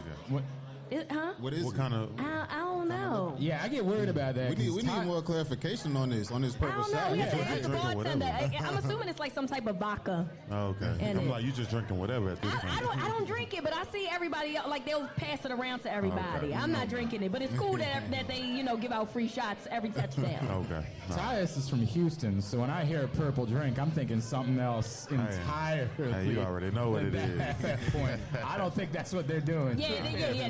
Not that kind of purple Make drink. that abundantly No, clear. to be clear. No, The we Tyus Bowser Show is brought to you by Maryland Vascular Specialists. Their team of surgeons is Maryland's leaders in ethical arterial procedures. Houston and Philly. How about how that worked out? Like, Tyus, you're a reasonably big Astros fan, right? Like, Yes, I am. I am. Chuck, are you I grew up a Phillies fan. Ryan Howard, all them. Yep. Really? Yep. Yep. So, like, did you ever play baseball? It was like, Yeah, baseball was like my favorite sport. Then I stopped like right when high school started. But baseball was my favorite sport for real. So you grew up rooting for the Phillies. Yep. Like, did you dream of like being a Philly? Was that? I didn't know where it was gonna take me, but I was like, hey, hopefully I can get like I don't. Like I said, when I hit high school, I was like, hey, it's gonna be football or it's gonna be baseball. And I took the football route. It's worked out okay for you. I feel like that decision was all right. But I mean, I still stay around it. You know, my wife, she plays softball at Virginia Tech too, so I still kind of be around the game in the off season a little bit. Got there throwing and hitting and all of that. That's dope. Yeah. Is there a side bet? I mean, the series is still tied 1 apiece right now as we talk. Is there a side bet between you guys? Maybe. We ain't talked about it. No, but we ain't talked about it. I've talked with a few others, but you know. They be cheating down there though. I was waiting for that to be said. Tyus, you just gonna take that? Hey man, it is what it is. You know, we don't let our play do all the talking. We good. What about like? Can we get like you wear? If the Phillies win, you wear a Phillies jersey. You gotta make a bet now. Got like, to. If the Astros win, I'm cool with that. It sounds like you the promoter no over here, wearing no huh? Phillies jersey. would you do that, Chuck? Would you wear an Astros jersey to practice one day? The facility, if Nope.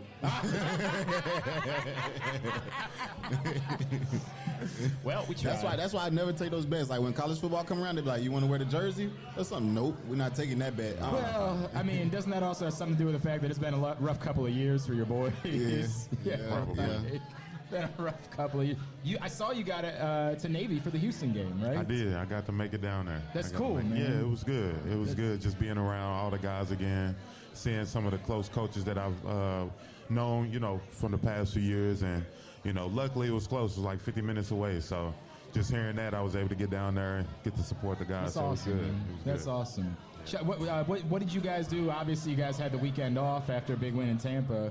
Chuck, what'd you do this past weekend? I had a whole weekend of Halloween with the kids. Man, it was like 4 or 5 different events we went to. So I was tired of Halloween for real. I remember talking to you about fatherhood last year. You had another little girl, right? Yep, Since then? Yep. Dude, how much, because I remember you telling us about how much it changed your life the first time. Mm-hmm. Like, how different is it now with having 2 little girls that you're trying to keep up with? It's easier now, but the second one, she be chilling. She be doing her thing, and I'm like, all right, cool. I thought it was gonna be a lot different, but like now, and this time I got a hand on it now, so I'm like, okay, I know what to do, know what to expect. I be at the house sometimes with both of them, just like, all right, I got it. You know what I'm saying? Watching film with one hand, holding the baby with the other. So that's cool. Yeah, it's cool now. It's easy. I feel like my wife and I were like on our P's and Q's with the first, right? Like we had 2 boys, and like the first one we're like doing everything just how they teach you in baby class, right? Like we don't want to screw it up. The second one, we're just like, yo, if you're not dead, like, you got it. That's it. That's all. We'll spray it down with a hose. Like we don't care. Just survive, man. Yeah, like This is all foreign talk to me. I'm so far beyond what any of this is. I don't even know what it's like to have children. I was gonna say something. I'm not gonna say. I was gonna say you got an adult son. You might have to worry about grandma doing this at some point. I wouldn't mind being a grandmother one day. Yeah, right? Like, no rush. No rush. I get that. No rush. Chuck, I appreciated over the summer, one day at the podium, you kind of opened up and talked about everything you went through in the off season, and you were very honest about it. And I had great respect for someone. It'd be really easy to just be like, yo, I'm not going to talk about that. Like, but you had no problem, like, opening up about it. I guess, one, like, what made you want to talk about it? And then 2, I feel like in some situations it can be awkward when you go through something like that, and it can be tough. You've been nothing but a monster again this season, and have been awesome. Why wasn't it awkward necessarily for you coming back and being back a part of this after going through all that? Well, first, I appreciate you saying that, but I really didn't want to talk about it. Really? And they was like, listen, you're going to have to address this, being the person that you are on the team, you're going to have to talk about this at some point. So I'm like, all right, I'm putting my grown-up pants and do it. But I feel like personally for me, once I realized it wasn't going to happen what I was asking for, I was just like, you know what? I'm in it for my guys, for my teammates, the bonds that I built. Like this guy right here, we've been playing together for 6 years, you know what I'm saying? So I'm like, at the end of the day, I know it's a business, but I still have built relationships with guys, and I was just like, I can't walk out that type of way and be the sour apple of the group if I'm still going to be here, you know? Right. Yeah. Yeah, you guys still have goals. You want to win a championship, right? Definitely. Tyus, what did it mean to you? I mean, this is your guy, right? You guys draft class to make sure that he was still around. What did it mean to you?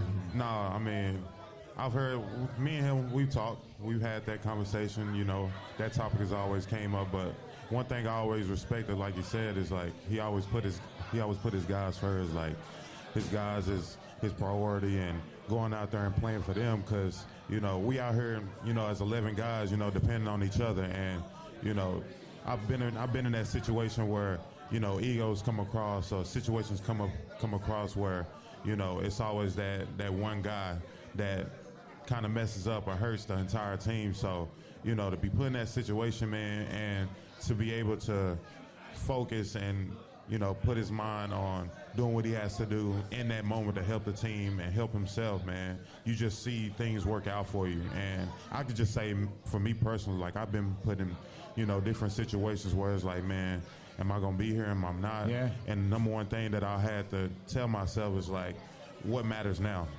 What matters now is me coming in practice, or coming in the morning, getting myself prepared and getting ready for practice. And whatever snap I'm out there to go out there and do, I'm going to go out there and give my best and let the rest handle itself.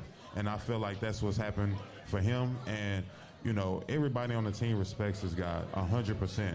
I don't think there's not one guy, one person in that organization that doesn't look at Chuck as the leader, the respectful guy that he is, because he shows that each and every day. Like, it hasn't been not one day since the first time we stepped foot, at the castle that he's changed or, been somebody that he's not been now. So that's why I say that I respect this guy so much. And this is my guy, you know what I'm saying? Damn. So, yeah. I'm about to get a little teary-eyed. I appreciate that. That's beautiful, man. It's different when you're in the trenches with some guys, and you can trust this guy, because he's gonna have your back just like you have his. So, in them situations, man, you'll go out, you'll do anything for him, So that's why I respect him. I just want to ditto. That's when I talk about Rita, like literally. I don't know why you stole like my entire speech that I give about my teammate. Like, it's weird that you did that, but like you should at least give me credit, because that's exactly what I said when you asked me about Rita. Yeah, absolutely. The I heard everything. Exactly. The exact words, all of it. Ride together, you ride together, I don't want to use the other word. You ride together, that's it. Yeah, man, it's bigger than football, man, at the end of the day. It's bigger than football. Like, this game is only going to last for so long, but when you talk about a relationship, a brotherhood, man, that lasts forever. So that's how I look at it. That's always been my mindset. Absolutely. Yeah. Chuck, is there any small part of you that like ever wants to be like, how you like me now? Like, is there any part of you that it's a business, so like I said, I feel that way every day. But like I said, it's bigger than that. It's like I'm trying to win a ring this year, and what's gonna happen after that is gonna happen. So that's all I'm locked in on. But I can't carry selfish, like my own selfish, like beef or whatnot, you know what I'm saying, and mess up the rest of the team, It's awesome. Man, that's cool. I love everything about that. Rita, when you hear the name Andy Dalton, what comes to mind for you? Tyus, do we have the same memory? Because I feel like you just gave a smile. Yeah. I don't know. Yes, the first thing that comes to my mind when you say Andy Dalton is 2017. Yeah. Tyler Boyd, Andy Dalton, Ravens out of the playoffs. And that was you guys' rookie season, correct? Yeah, it was. So, does that stick with you? Does it? Yeah. Like, that was our 'cause it first sticks year. with me. Like, I'm never gonna forget that moment. Yeah. You know what I'm saying? We can say a lot of things about Andy Dalton, but look, he gave the Bills life. He gave the Ravens death. And that's all we can finally say in that moment, that he found a way to stick it to us real good. Yeah. So I'm just curious to know, when you think of Andy Dalton, what exactly comes to your mind when you think of him? I mean, I respect the guy 100%. This is a guy that I've actually been looking at since I was young when he was back at TCU. So this is a guy I've been following for a long time. And the opportunity to play against this guy, it's always an honor. So, and he's a professional. He's a professional just like us. And he has a job to do just like us. So, there's 100% respect for this guy and what he's been able to do for his team now and before then. So that's why I'm at with him. It's interesting that, like, I was thinking about that. Reed and I were talking about Monday night and the Saints, and, like, we both were thinking about that. And, like, your faces, like, Chuck, you guys have accomplished a lot of things, right? But, like, you don't forget about things like that. It's still, my God, we should have had that. I mean, like you said, that was our rookie year. So we didn't really, I know I didn't really understand it, but, like, when we lost, it was like everybody gone home. Everybody going to different parts of the country. It's over. It's done. You know what I'm saying? So, and I think that game had a lot to do with how we play defense, like, in crunch time situations now, I really do. Wow, that's incredible. It stays, that impacts you in that way. That's big, man. Obviously, he's on a different team now with the Saints, but do you come in with the same mindset, like, I didn't forget about 2017, bro. So is there a little payback coming? I think with that, like, he always played good against the Ravens. Like, last year when he was with the Bears, he came in midway through the game. He kind of started changing the pace of the game, and they got a couple touchdowns in his close game. So he always played the Ravens good. He done played them twice a year, every year for the past, 10-plus years or something. So he kind of know us a little bit, but, we know him too, so we good. We straight. They called him a Raven killer for a minute, and I was like, yo, let's not get ahead of ourselves. Like, the Ravens have had a lot of success against Andy Dalton over the years. Maybe let's ease up on that whole Raven like, that was one. Like, it was a bad one, no doubt. But maybe we ease up on the whole Raven killer thing. No, because we've always handled business against the Bengals, so we can't just say he's a complete Raven killer. Cause we beat him as well, just like he's beating us. So. And now it's time to go down and do some more work on Monday nights. Yes, sir. I love everything about it. I love everything.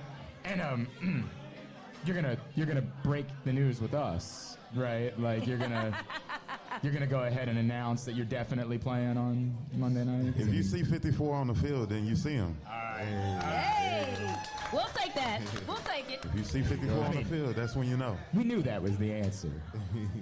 But it's going to mean a lot to us. It's going to mean a lot to us when we see you back out there. It'll mean a lot to me, too, if I see myself on the field. I have no doubt. Well. Probably even a little bit more. Yeah, absolutely. Probably just a little bit. A little bit more. All right, make some noise one more time for Tyus Bowser, Chuck Clark. Chuck, what can we plug for you, man? We want to thank you for coming out here. Anything, social media, website, what all can we get plugged in for you? Y'all can follow me on Twitter. I might see it, I might not. But that's where I be sometimes. Got to go up there and see a little drama every now and then and get up out of there. Just go have fun. It's funny. Like, I love seeing all the stupid stuff. Like, I love seeing it. It's cool. It's whatever. It don't and bother then you me. can just watch the world burn after that. Go do something else with your day after you started the fire. Tyus, thank you as always. 2 weeks from now, we will be at Mother's for the next Tyus Bowser Show. Looking forward to that. Rita will not be with me for the post-game show on Monday night because she's going to New Orleans. But I'll be doing a segment like I always do. Yeah, you'll be calling in, absolutely. At the NFL Chick, Gridiron Gals for her, as always.